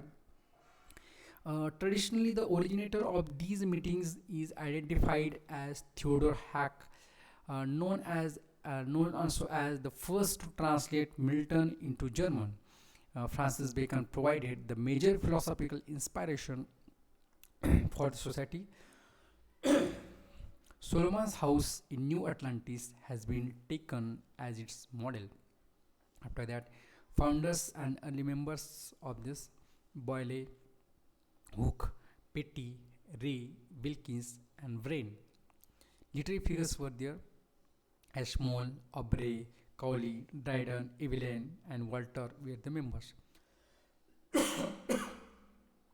This society featured prominently in Dryden's Annus Mirabilis, its philosophical transactions. It is the first permanent scientific journal, and this society was also drawn in the Battle of the Books. This society was influenced on Thomas Hobbes, Boyle, Locke, Daniel Defoe, and this is the fullest edition of his works was prepared by James Spedding. So we will start the Baconian theory. So Frank's the theory of Francis Bacon, we must focus on it. So talking about the theory of Francis Bacon, that the theory that Bacon wrote the plays attributed to Shakespeare. It was started in the mid 19th century. It is based partly on internal evidence in Shakespeare's plays and partly on external circumstances. Yes, and some holders of the theory have found in the plays cryptograms in support of it. For example, the word honorificability tuditatibus in Los Lepus Los is the biggest word in the dictionary of English language. And after that, we find that the best recent treatment of the topic is to be found in Skonbaum, Shakespeare's Lives, which appeared in 1970. After that, there was a writer, Richard Hooker, who wrote the greatest work we find that is of the laws of ecclesiastical polity, and it is a philosophical and theological treatise. It wrote first four books. Its first four books appeared in 1593, the fifth one in 1597, the sixth and eighth appeared in 1648. The seventh was first included in Gordon's edition of 1661 too, and the work of the laws of ecclesiastical polity is a defense of the position of the Anglican Church against the attacks of Puritans. The first attacks of Puritan. The first book is a philosophical discussion of the origin and nature of law in general. The second, third, and fourth books deal with the assertion of the Puritan party that scripture is the sole guide in determining the actions of a Christian and form of church polity, and that the Anglican Church is corrupted with popish rites and ceremonies. The fifth book is defense of the Book of Common Prayer. According to Hooker's scheme, the last three books were to deal with church discipline, the power of jurisdiction, and the nature of the king's supreme authority. And there was a biography on Hooker, which was written by Walton. There was another writer, Sir Thomas Orbury. He wrote a poem which title is A Wife, and he wrote the text characters, which is based on the ancient Greek work of Theophrastus. This book consists of a number of concise character sketches.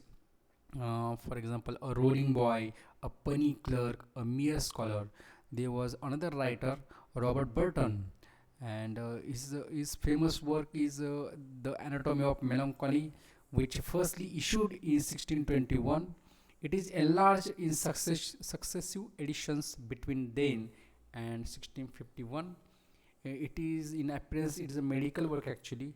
It is in effect an affectionate satire on the inefficiency of human learning and endure. Its tone suits Burton's choice of pseudonym Democritus Jr. Actually, Democritus was the laughing philosopher, and in this work of Burton, admired by Dr. Johnson, and Burton gave kids the story of Lamia, especially. There was one group, one small group. That group name is the Sermon Writers. At the beginning, there was one person, James Usher. He wrote the work Chronologia Sacra, which is the standard work on biblical chronology. After that, he wrote Annals Veteris et Novi Testament, which is his Usher's chief work. It is a chronological summary in Latin of the history of the world from the creation to the dispersion of the Jews under Vespasian. The source of the dates later inserted in the margins of the authorized version of the Bible. There is another writer, Joseph Hall, who wrote the work Virgin de Miarum Sex Libri, and it is a series of satires.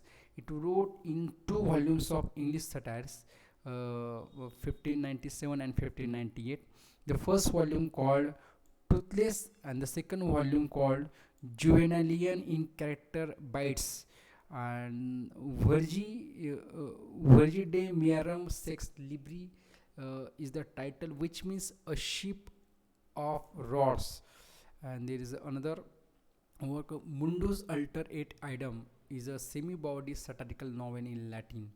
After that, Parnassus Plays. It is the name given to a trilogy produced between 1598 and 1602 by students of St. John's College, Cambridge. After that, the pilgrimage to Parnassus and the return from Parnassus wrote in two parts. Its authorship has not been established. It is attributed to John Weaver of Prince and Hall, and he is famous for his plain, cynical prose style. And there is one book, a biographical and critical study by F. Huntley, which was published in 1979. Now, in this era, we find the translator also over there. So, Virgil was translated by Phayer, Phaer, and Standhurst, Stanyhurst.